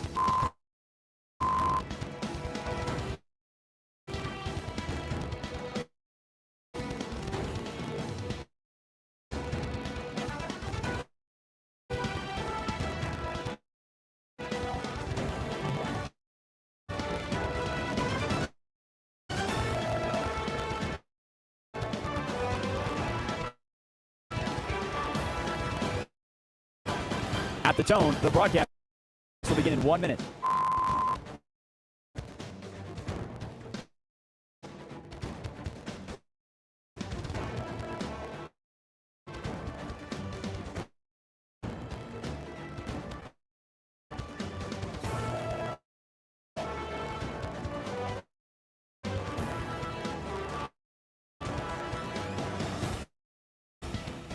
Stations, this is your final time check. At the tone, the broadcast will begin in 30 seconds.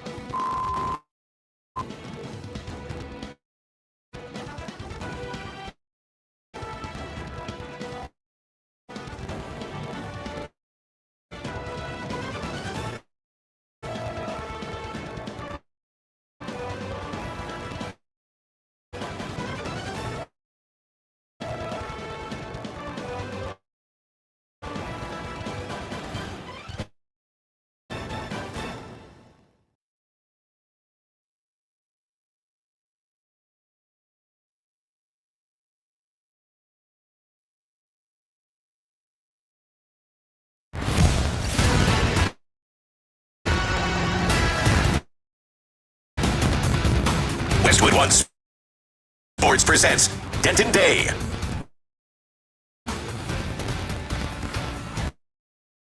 At the Denton Day on Twitter, our talking text line 310-840-4910, 310-840-4910.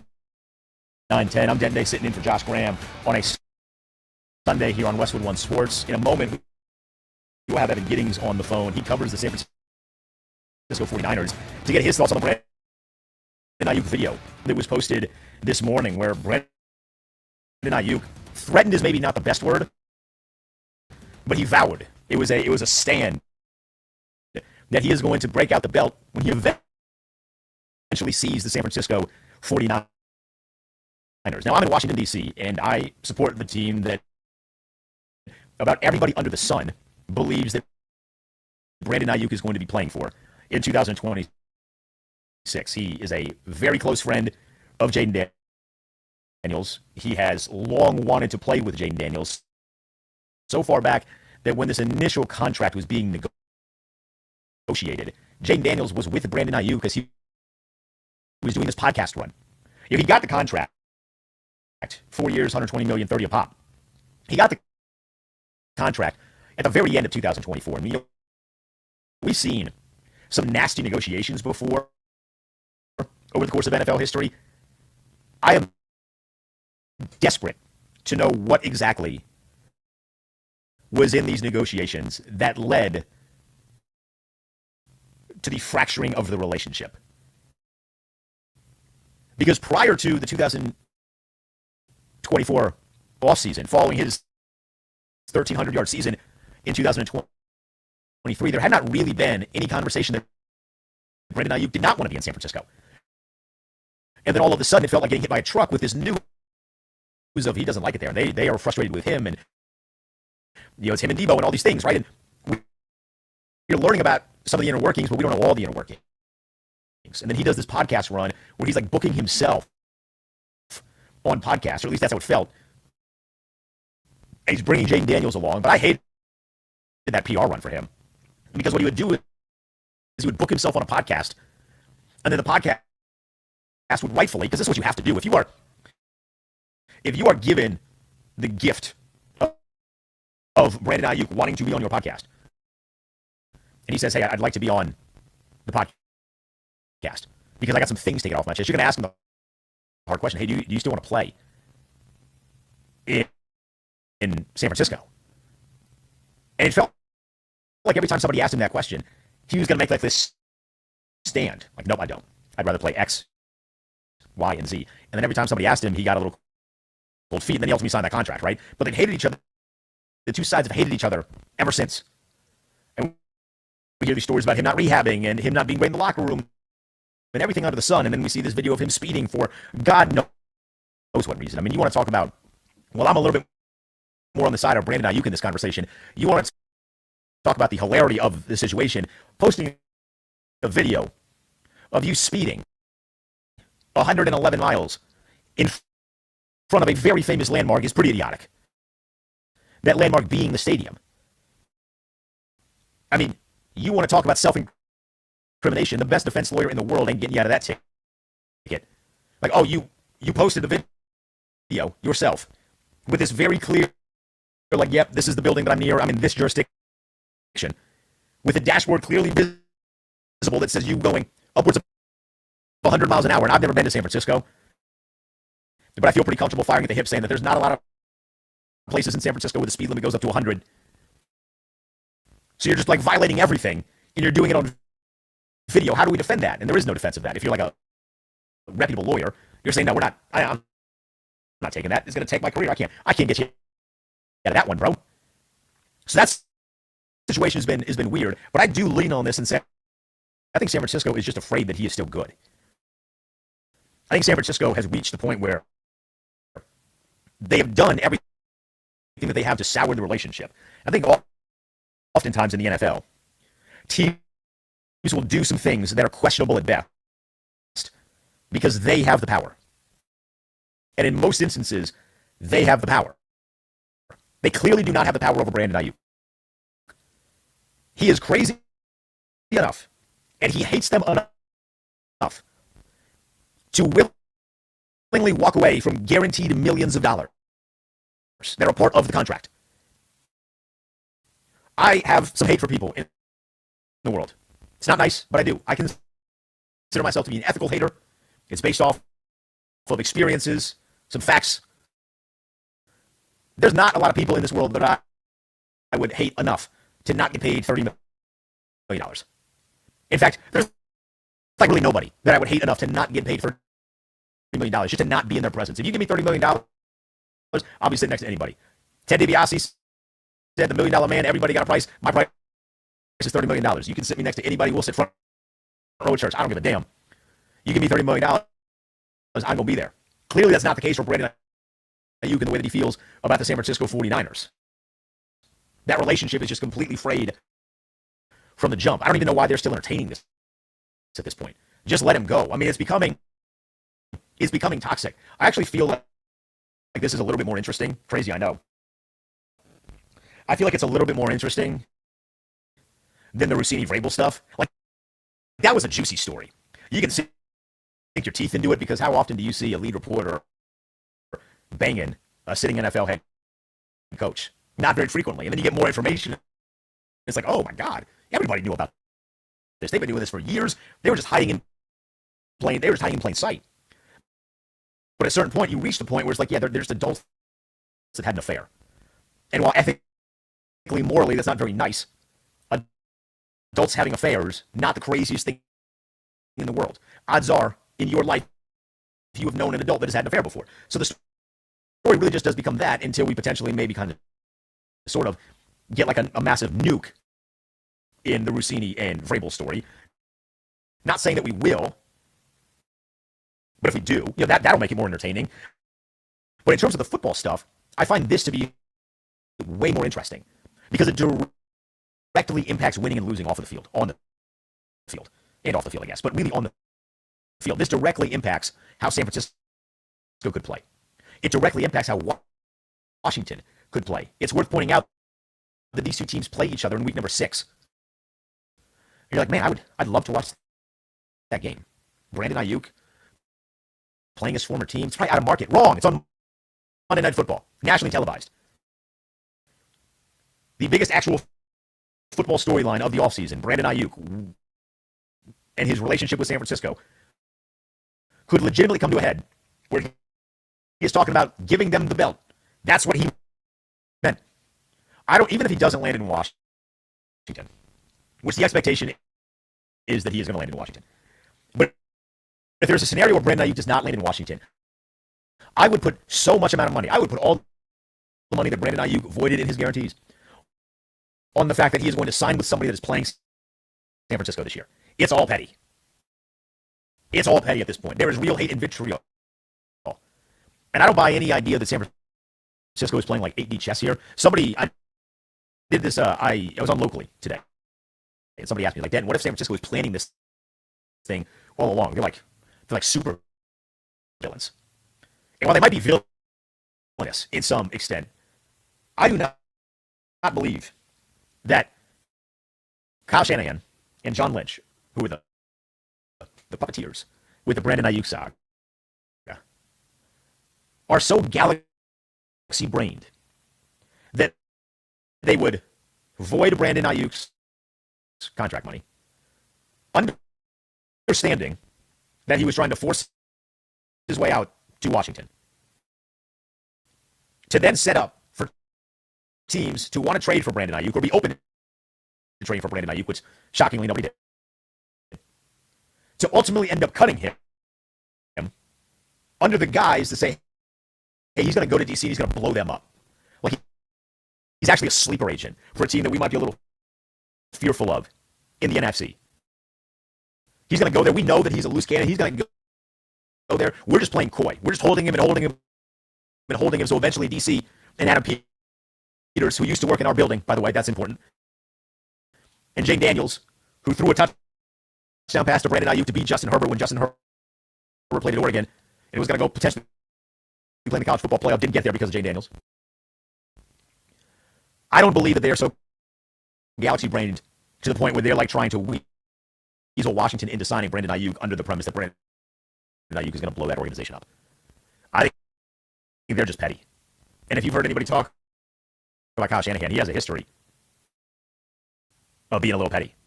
Coaches will say that. Players will say that. Everyone across the NFL has looked at that dude and be like, hey, man, if you're on his good side, you're good. If you're not on the good side of Kyle Shanahan, you better watch out because he's going to run over you like a Mack truck.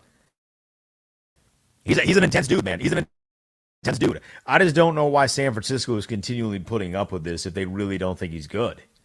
He said in the video, they're afraid of what I'm going to do on the field. And of everything that Brandon Aiyuk has done, that is the most believable element. That he can still play. Because if he sucked, he would not be there. It is so easy. It is so easy to move off of somebody who is bad at their job. Employers, when they got to downsize, like, hey, give me the guy that sucks at the job. Let me get out of him. Let me get out of that contract. You don't have to really twist anybody's arm to fire a dude that sucks. You got to twist their arm to get rid of a dude that they know is helpful. And I feel like that's where San Francisco is at this point, where they know when he gets to wherever his next destination is, which again is presumably DC, we are in a little bit of trouble with what is going on there. You can chime in on the conversation, 310-840-4910, 310-840-4910. That's a talk and a text line. You can weigh in on Brandon Aiyuk. You can weigh in on the NBA Finals. We got game number 3. That one's coming up tomorrow night. You get the Knicks and the Spurs. The Knicks with the potential to go up 3-0. We did get a little bit of clarity over the course of the show that the watch parties that have been denied in Madison Square Garden, in front of Madison Square Garden, are in fact not related to Donald Trump being in attendance for game number 3. I don't believe that, but these are the reports that are coming out. And Ian Begley, who covers the Knicks for SNY, he's been a long time Knicks reporter. He tweeted out, this is a statement from a Madison Square Garden spokesperson. The permit for Plaza 33 Game 3 watch party was denied by the city's permitting office in consultation with the NYPD. However, the White House will confirm that it is not about the president. We understand that NYPD Commissioner Tisch is planning additional street closures around Madison Square Garden. End quote. So somebody at Madison Square Garden is saying, no, this is not us. This is not about the president. This is NYPD. That's them.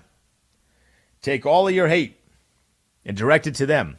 I don't believe that for 1 second. First of all, I know how security works. It's generally speaking not a smart idea to have thousands of people congregate outside of a place where they know the president of the United States is going to be. I'm in D.C.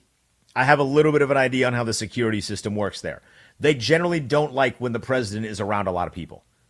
Shocking, I know. They don't like his schedule being known. They like keeping things secret. The fact that they've been promoting that this dude is going to be at Game 3 is actually idiotic for security purposes. Now, they had to let the fans know because they got to come up 2 hours early so they can get in. My thought is that there's going to be a very, very large portion of the fan base who has paid thousands of dollars for tickets in the actual arena by the time the game starts. Donald Trump went to a tennis event, I think it was the U.S. Open, and it took 30 minutes before the match started. It started 30 minutes late, and then it took even longer for all of the fans to get in there. It's a pain in the rear end to deal with presidential security going into an event when you have 20,000 people, especially 20,000 people that are nuts. Because, listen, man, if I'm a Knicks fan, getting there 2 hours early is not a problem. It's Game 3 of the NBA Finals. My team's up 2-0. I ain't doing anything that day. I got nothing but free time. Work, I ain't going. I'm hanging out. I'm day drinking. Where's the darty at, right? Give me a day party. I'm pre-gaming at all of the bars. But that's also part of the problem. You're going to get a bunch of drunk people that are trying to get in to watch their New York Knicks because their New York Knicks, for the first time in over 50 years, have an opportunity to win a championship. Now, they can't win the actual championship in game number 3. They would have to do that in game number 4, assuming they win game number 3. But it's just a complete cluster. But Madison Square Garden is saying, no, that's NYPD. That's NYPD. That's why the watch parties aren't happening. It's not us. It's not the president. You got to blame them. I think they're all working in collusion with each other, constitution with one another. Maybe that's a better word. I think they're all in the same line. They just want to take some of the blame. I do think that they're a little afraid that he's going to get booed at the game. He's not going to be courtside, obviously. You want to talk about a security risk. You can't put him out in the open like that. That'd be idiotic. So he's going to be up in a booth, probably sitting next to James Dolan, who has been really quiet until now. I almost forgot that James Dolan was still around, outside of the Charles Oakley and James Dolan beef, and then him inviting one of his BFFs, Donald Trump, to game number 3. He had been really, really quiet. I think Knicks fans were like, yes, thank you. We've been waiting for him to be really, really quiet for a really, really long time. But now he's back active. If you are going to the game, I'd actually like to know how you feel about this. 310-840-4910. If you're in New York, I'd like to know how you feel about this. 310-840-4910. Presidential motorcades suck, dude. They really do. I be in D.C. all the time, and if you're in Washington, D.C., or if you've ever been in Washington, D.C. during a motorcade, you just have to sit there. And again, you get it because it's the president of the United States. It doesn't matter who's in office. You understand it. But they stink. I was once an hour late for a job, and I work in radio. We work on pretty hard deadlines. You can't push the start back of a show. That's not how that works. There's no wiggle room there. This show started at 4 p.m. sharp Eastern time. I couldn't text the boss, be like, hey, I'm running a little late. Can we push the start back to 4:05? That's not how that works. These motorcades, though, are terrible like that. I also got kicked out of a gym once for presidential security. On a whim. It was Biden wasn't even in office anymore. It was 2 years ago. I was working on a morning show in D.C., or a mid-morning show. It was 10 to 1. I would go and I work out before the show just about every single day. I had to get my grind on. So I'm in the gym. There's a gym in the building. I didn't want to pay for a gym, so I went to the gym in the building. I get into the gym in the building at 6. Show starts at 10. I like to work out. Big breakfast sandwich guy. Got my breakfast, got my bagel, my bacon. Not my bacon. I'm a turkey sausage, maple chicken sausage kind of guy. But I got my protein, my eggs.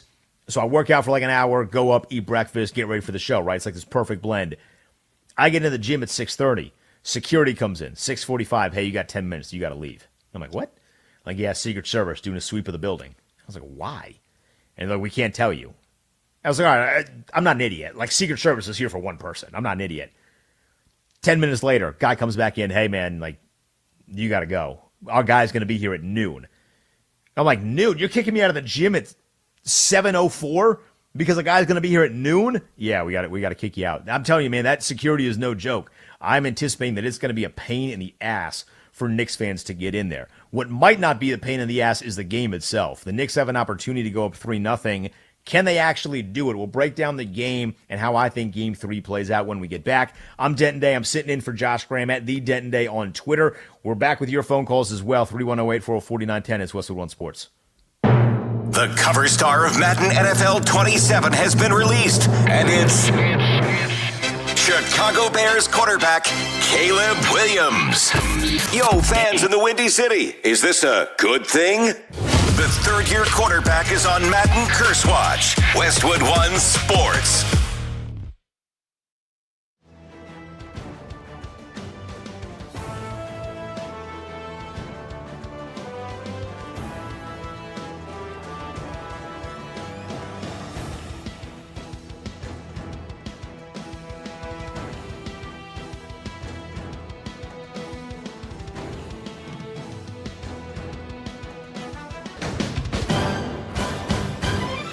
At the tone, the broadcast will begin in 4 minutes, 30 seconds.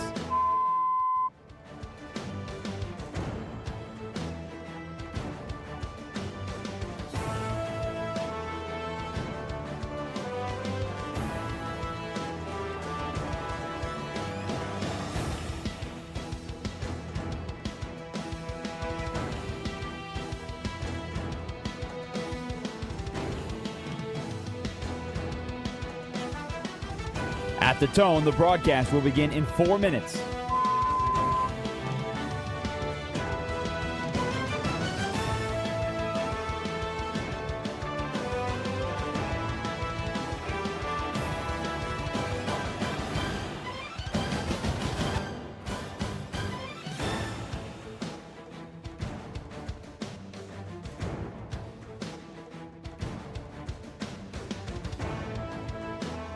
At the tone, the broadcast will begin in 3 minutes and 30 seconds.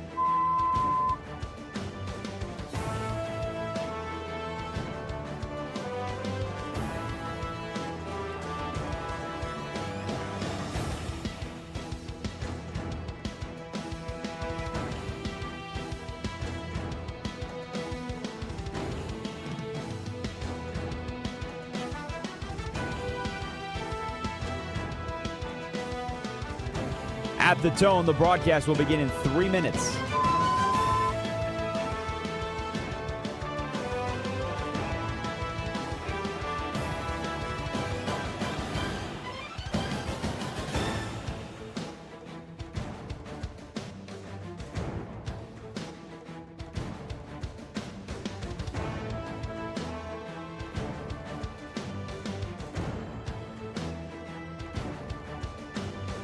At the tone, the broadcast will begin in 2 minutes, 30 seconds.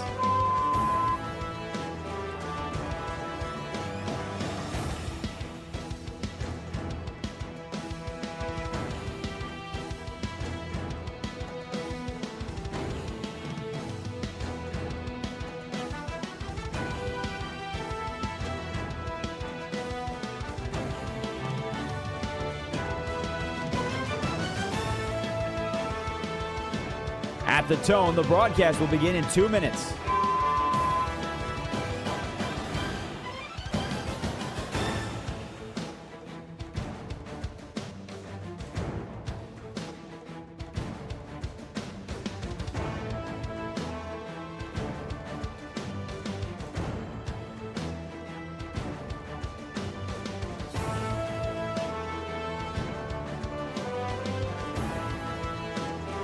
At the tone, the broadcast will begin in 1 minute, 30 seconds.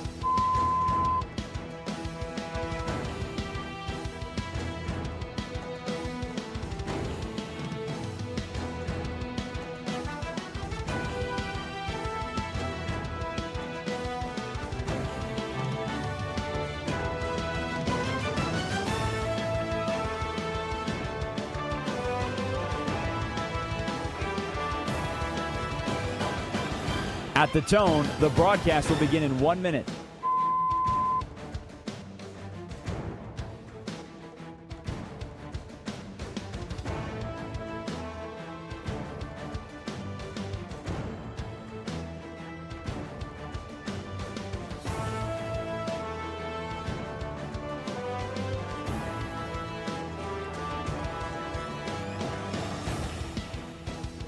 Stations, this is your final time check. At the tone, the broadcast will begin in 30 seconds.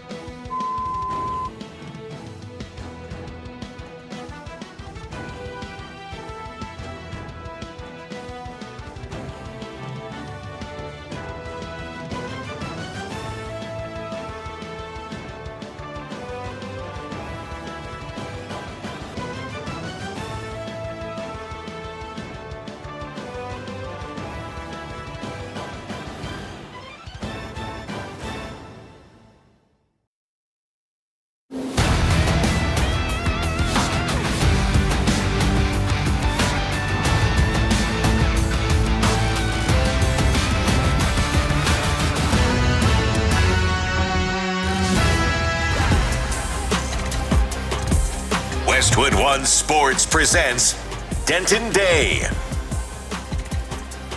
310-840-4910 at the Denton Day on Twitter. Let's get to some of your phone calls. We've talked about Brandon Aiyuk. We've talked about Game 3 of the NBA Finals. You can take this in whichever direction that you choose. 310-840-4910. That's our talk and our text line. Let's start with Russ in Illinois. Wants to chime in on Brandon Aiyuk. Russ, what's up, man? You're on Westwood One Sports. Hey, thanks for having me. I have some questions of you. Of course. How do you know that Brandon Aiyuk can still play? Second question is, how do you know that Washington really wants him? And thirdly, if indeed there was some sort of conspiracy against him by the San Francisco 49ers, wouldn't you think the Players Association would be stepping into this in regards to player not being able to ply his trade? I suspect you're defending a malingerer. So I'll answer all of those, Russ. The first one is we have no idea if he can still play. So I think that's a fair question. We have no idea. The assumption is that he can. I mean, he tore his knee up. He's 28 years old, and it's 2026. Medical technology leads me to believe that you can still play wide receiver with a torn-up knee if you've given it time to recover. An example of this is that Stephon Diggs did that last year, had over 1,000 yards at the age of 32 recovering from a bad knee. So I don't know that I would completely count him off because he tore his knee up. We're past that point. In terms of the conspiracy element of this, I'm glad you asked because, buddy, do I love me a good conspiracy. The NFL Players Association not stepping in on this is a win for the San Francisco 49ers. But here's my thought process on this, and I'll walk you through it. You don't sound like a Brandon Aiyuk guy, that's fine. But if he doesn't want to be there, there's not a lot that the Players Association can necessarily do. What you would go to the Players Association for, more often than not, is getting the money back. You're like, hey, I feel like this was an unfair void of my contract. I want to play here. I want this money. Can you get it back? And what they would do was they would fight this, and they would probably get some of it back. I don't know that the Players Association would get all of it back, but they would get some of it back. So that's kind of the direction that you would go if you wanted to still be there. But I think with him, he doesn't want to be there. There's a relationship that has been severed. It's bad. It's nasty. The two sides don't like each other. That's very clear. Regardless of which side that you stand on right now, I think all of us meet in the middle when they say this is real bad blood between the 49ers and Brandon Aiyuk. So he doesn't want to be there anymore. I don't know that the Players Association can get him out of the contract. They could get money back if he still wanted to be there. I don't know what power they would have to be like, no, you actually have to release him. Because if the NFL had that power, there would be a lot more guys doing it. So they're not going to grant that power. And honestly, I don't think that they should. This is a very weird and odd and rare case in that we're seeing unfold right now. And again, he's not like the hero in this. Brandon Aiyuk has handled himself very poorly in certain areas. But I do feel like when you get only information for the better part of a year from one side, there is a reason for that. And that's the side that's playing offense in the story. The side that's giving us all of the information and dictating the narrative of the story, that's often not the hero. They might be the winners because the winners always write history, but that doesn't make them the hero in the story. They have done something in this that has led to Brandon Aiyuk being upset with them. He's not the first person that has ever been upset with the way that San Francisco negotiates, with the way that San Francisco handles things. There's been a number of players before him, and there will be a number of players after him that get upset with that front office. They've just never taken it to these lengths. And then your final question that was actually your second question, I'm just getting to it last. He's best friends with a quarterback in Washington. And I don't anticipate everybody to know this because you're not in the D.C. area. The power of friendship as it relates to Jaden Daniels gets you pretty darn far.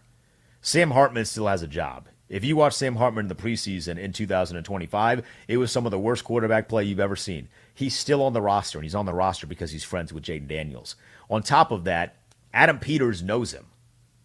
So if Adam Peters is sitting here understanding, and he's been in the building when San Francisco negotiates. In fact, Adam Peters took a 49er tactic into the offseason last year with Terry McLaurin's contract, and it completely derailed the season. Like from the jump, Washington's season was always going to be off because for all of training camp, their number one wide receiver wasn't there.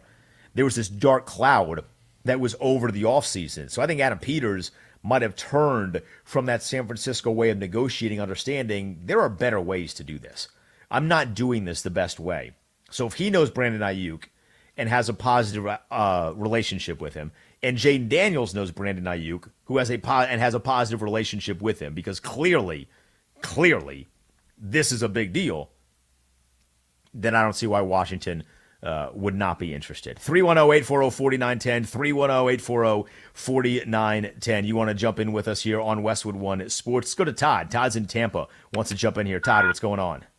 Boss, let's get down to business here. Let's get I down. Want to say, growing up in the Big Apple, okay, before I moved as a kid to Florida, when my parents made me move down here, there's two people who made New York. One was Donald Trump, and the other was Joe Namath.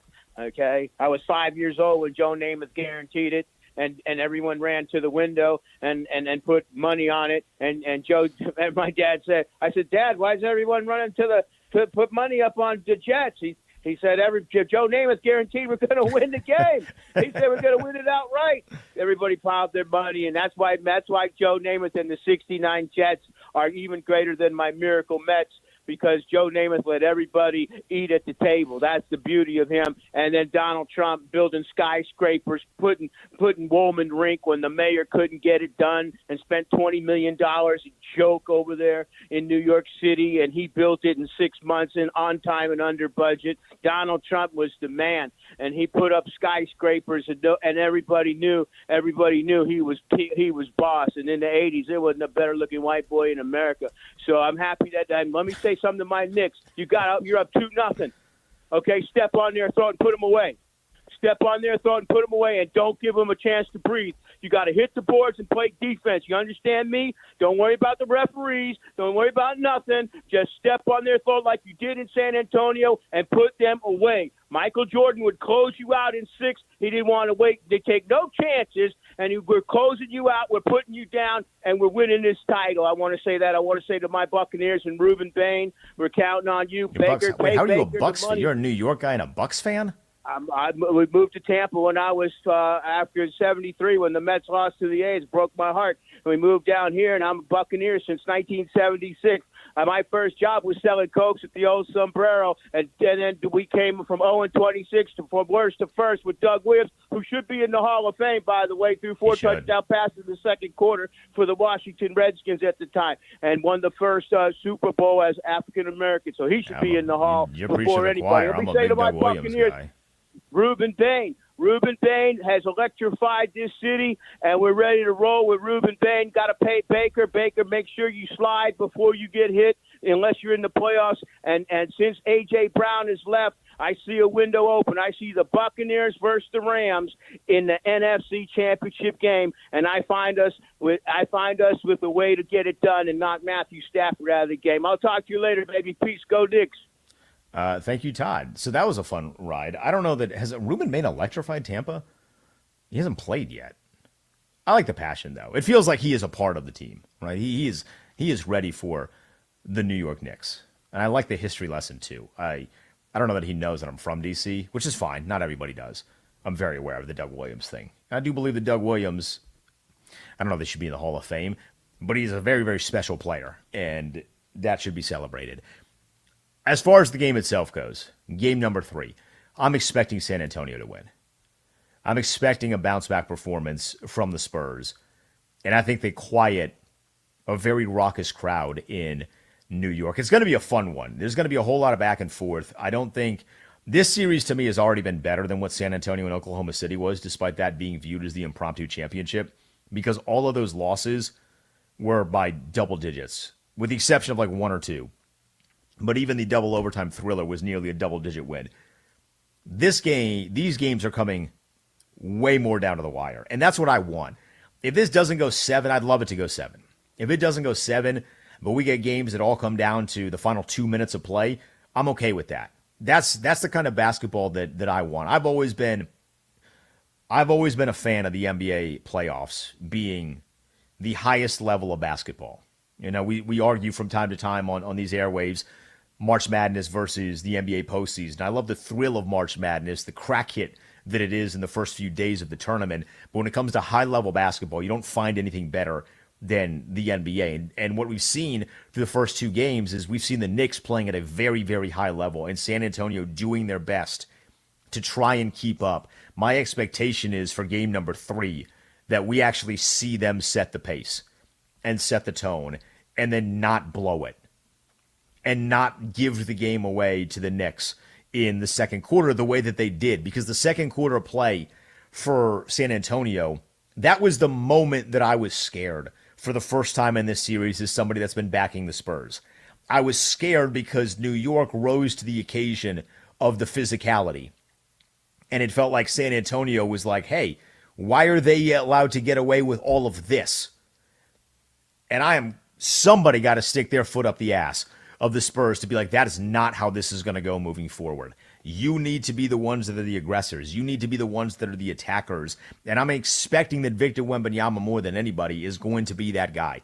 He shot 6 threes in game number 2. That needs to be limited to 3 in game number 3. But I still want him taking 25 to 30 shots. If Victor Wembanyama takes 30 shots and only 3 of them are three-pointers, the Spurs are going to win. Because that means he is playing with aggressiveness. He's playing dominant down low. He's not afraid of Mitchell Robinson. He's not afraid of Karl Anthony Towns. These guys are 2 bodies that he hasn't really seen a lot of. They're strong. They're not afraid of him. I need him not to be afraid of them. But if he plays a game where he only shoots 3 three-pointers, but he takes 30 shots, he's going for at least 35 points, and you're probably reaching 12, 14 rebounds. He needs to be better at the rebounds. He cannot be out-rebounded by Cat. Again, he had like 9 rebounds in game number 2 compared to Cat's 13. That can't happen. The effort was not there. I need to see the wake-up call. Victor Wembanyama said that he let himself get a little drained after the Western Conference Finals, and I think somewhere Kevin Garnett was on a couch like the Leo DiCaprio meme, pointing at the television and being like, I told you so. Because Kevin Garnett ripped him a new one earlier in the week. Why are you crying after the Western Conference Finals? You haven't done anything yet. The goal is still ahead of you. All of these things, right? Wemby admitted that, and I'm hoping that he's used the next few days, and even using a part of today, to zone in. Let's meditate. You know, I don't know what monks do. I'm not well versed in the art of being a monk. I don't have history there. I would assume that they meditate in some capacity. If you're going to do the hanging out with the monks, and the story that was, and we have articles about it, we have pictures about it, and it's a cool thing that he did. Not everybody has that, but that's a cool thing that he got to do.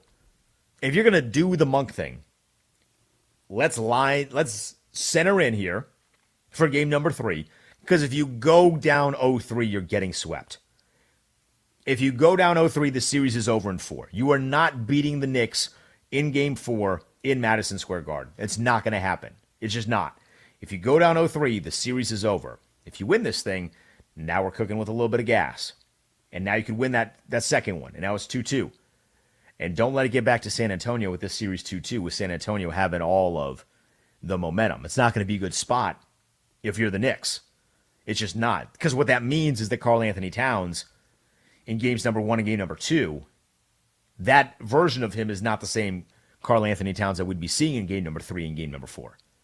That means they found something out. They being the Spurs, they found something out about him that they've now decided to take advantage of. My expectation is that San Antonio is going to win game number 3. I'm taking them plus the points at plus 2.5. I'm taking them on the money line. Shop it around. I'm seeing money line San Antonio plus 110. You might be able to find it at plus 115. Likely not going to find any better odds for the gambler than that. But I'm taking San Antonio on the money line. I think they get this thing to 2-1. I think Victor Wembanyama goes crazy. I'm saying at least 35 points for Wemby in game number 3. And he swings the pendulum back, the crazy pendulum that has been the narrative around him, because, man, that thing is going back and forth with the way that people are flipping and flopping on the dude. I think he swings that pendulum back, and I think he reminds everybody, hey, there's a reason why all of you thought that we were going to be the initial winners of the series. I really am like that. So I think Victor Wembanyama gets it done. I'm Denton Day. I'm sitting in for Josh Graham here on Westwood One Sports. When we get back, we will wrap this show up, put this show to bed. Our producer, Will Dalton, will help us do so. Don't go anywhere. It's Westwood One Sports. Wow, wow, whoa. The Knicks are up 2-0. New York stole 2 games in San Antonio. The next 2 are in the Garden with a chance to sweep. Game 3 of the NBA Finals is tomorrow night. Westwood One Sports.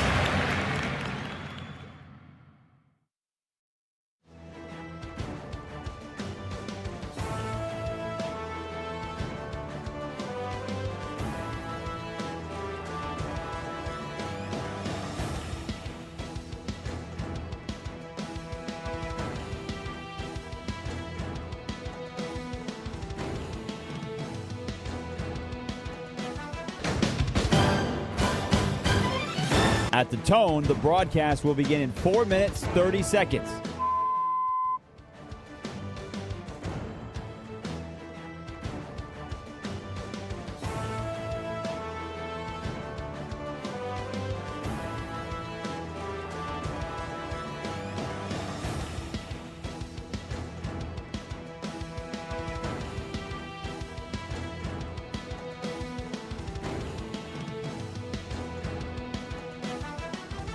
At the tone, the broadcast will begin in 4 minutes.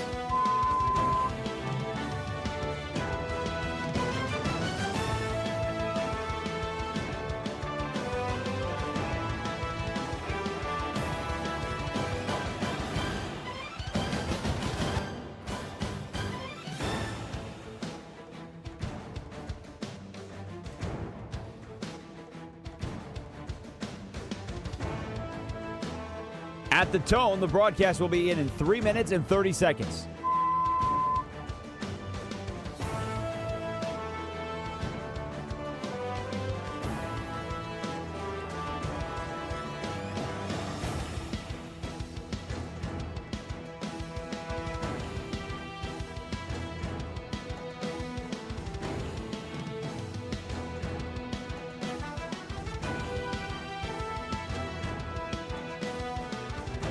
At the tone, the broadcast will begin in 3 minutes.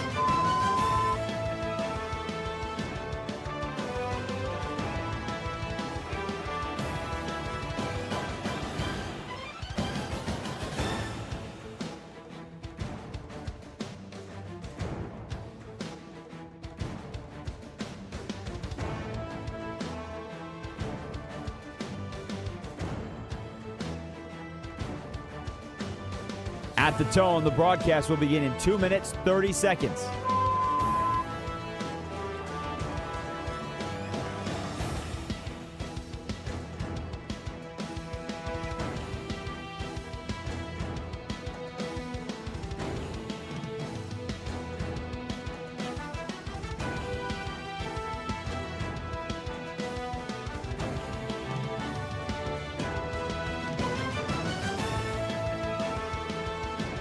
At the tone, the broadcast will begin in 2 minutes.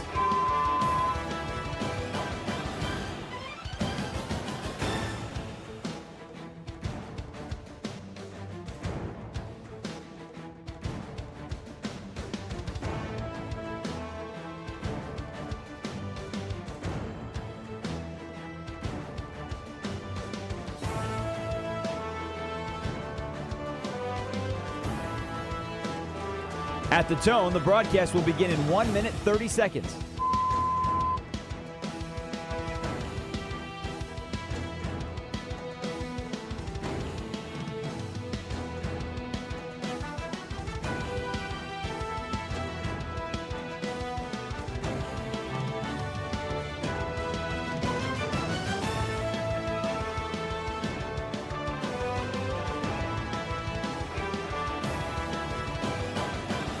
At the tone, the broadcast will begin in 1 minute.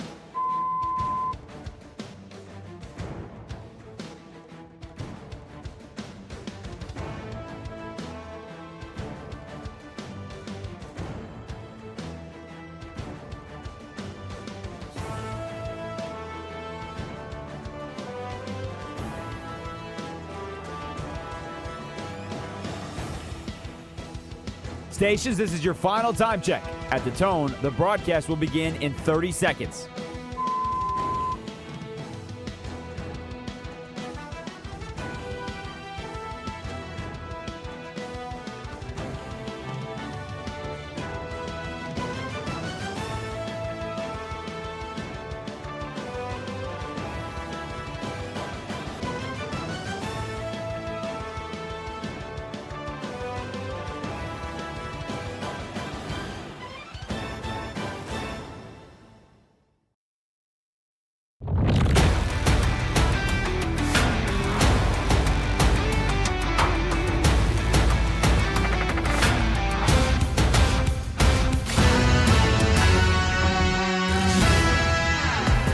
Westwood One Sports presents Denton Day. At the Denton Day on Twitter, I'm reading as we're getting back from break that the mothership is planning an alternate broadcast for Game 3 of the NBA Finals, led by Pat McAfee.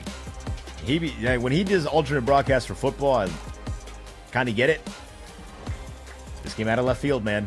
Maybe Pat McAfee is for you. He's not necessarily for me all the time. Not an alternate broadcast guy. Show I think is halfway decent, but alternate broadcast guy, I think I'm all right with that one.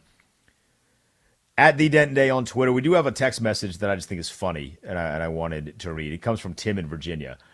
He says in all caps, Aiyuk talk is lazy. Stop this. It's been the same for 2 years. Stop it. I guess he didn't know that Brandon Aiyuk actually posted on social media addressing some things for the first time in 2 years. So, Tim, that was why we were talking about Brandon Aiyuk. He basically dared his team to release him so he could then take belt to ass against his current, soon-to-be former team. I would say that is a little bit of a change in sort of the lead-up to the NFL season in this Brandon Aiyuk saga, but that, that's just me. That's on me. Maybe you disagree with that.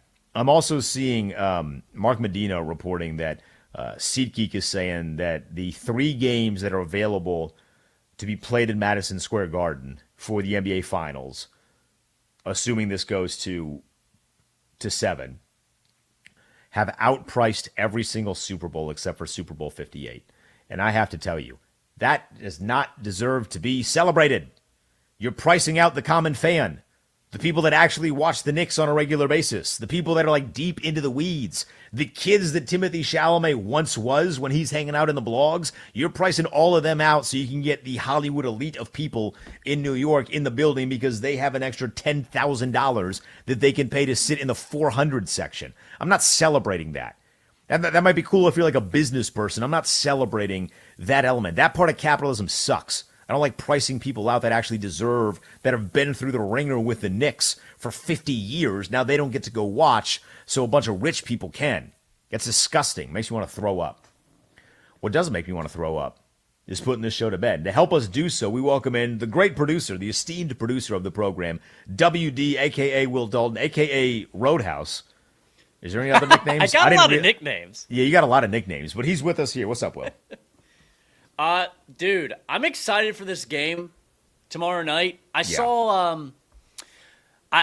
for game 2, apparently, some dude on the second floor of his apartment building, like he took out a projector. And for people that were outside the apartment building that I guess could not watch the game, he put the projector like on the side of some big like U-Haul truck, and he just had the game going. Dude, it's New York fans are different. I mean, that's New York AF right there. Like you can't do that in most cities in the country, but in New York, if you've ever been to New York, which I realize as someone that lives like 4 hours from it, not everybody does. So I've been there a few times. Maybe other people, it's a little bit more of a trek. You can literally get away with anything there. Like within reason, you can just get away with anything, and people just look at you and be like, "Well, that's New York." Like that's how New York operates. Well, and I'm wondering, like, even though they've said, like, all these watch parties can't happen outside tomorrow, they're going to still happen, right? I mean, they're going to happen. Like, they're going to find a way. Are you going to start, like, rubber bulleting thousands of Knicks fans in the streets? That's not going to go over well. I can promise you. I saw people getting tackled after game 2. I saw it. I did see that. It was getting ugly. Some frustrations there with the NYPD and the people, but you're not going to rubber bullet everybody out there. Like, eventually, there's just more Knicks fans than there are NYPD officers. So the watch parties are going to happen. It's just a matter of how close do they get to Madison Square Garden. That's for sure. That's for sure. Let's put this thing to bed. How about that? Let's put this thing to bed. All right. So it's going to be crazy in New York tomorrow, but where crazy things happen on the regular is down in Florida. Yeah. As we tend to know around here. So apparently, some dude, he just recently got 11 months in jail because he tried to rob a bank. Classic. Now, how he went about it is the interesting part of the story. It wasn't like, hey, stick him up with the mask on it every day. It wasn't like that. He's first of all, he stole an excavator, one of those machines. That's a good start. He did that, and what he did in the middle of the night, or sometime late at night, is he tried to take said excavator and, like, rip up the ATM machine that was outside of the bank. Yeah. So he does this, and the added wrinkle to it is this particular bank was right next to the police station. Which is, one, smart on the part of the bank, like whoever decided, hey, this prime is the bank spot. real estate. Yeah. Like, this is the spot right next to the police station. So they arrive very quickly. And apparently the reason he did this is because he didn't want to work for his brother. He didn't go into what his brother does, but I can imagine working with your sibling might be a little difficult. That is important to the story. You know, like, what does the brother do? If he's like the owner of like a window business, this might be extreme. But you know, if he's in some nefarious activities, maybe this is actually a win. So that is an important key to the story there. How did he only get 11 months? Like what you just described, I'm not a lawyer, but it feels like a lot of things that would add up to more than 11 months. You know, I don't know. It is interesting because when I read this story, like 11 months for trying to rob a bank seems kind of... With a stolen equipment vehicle. Yeah. It's not like you stole a regular car. You stole like an excavator where you need to have a license to operate. So there's like a lot of things that are being broken, metaphorically and literally, in this story. Now, I mean, maybe the fact that nobody was injured or nobody was killed or anything like that, because that'll tack Did on he some successfully years. rip the ATM off? I'm looking at the pictures here. He didn't get it off, but he did some damage. He ripped it up pretty good, but not all the way. So what is a dumber crime to commit? Stealing an excavator and trying to rip off an ATM at a bank that's located right next to a police station, or driving in front of a San Francisco 49ers stadium while recording yourself with the speedometer visible going over 100 miles an hour? I mean, they're both pretty dumb. They're both hard to beat. I didn't think we'd have two crimes on the show that are so obvious L's in court, but here we are. Dude, for the first crime is probably the worst of the two. I'll say that, or the dumbest of the two. The dumbest of the two. Because you're right next to the police station and you're making all this noise. Did you not see it? You didn't do any recon before the operation? But I gotta tell you, like, this Brandon Aiyuk situation, it just gets me because, like, I remember a couple of years back when the contract negotiations were happening, and he was holding out, I think, and, you know, he wanted X amount of dollars, and there were people saying, like, this isn't going to end well. But they paid him anyway, and, like, do they have anything to show for it, really, production-wise or anything? Nope, they got 7 games.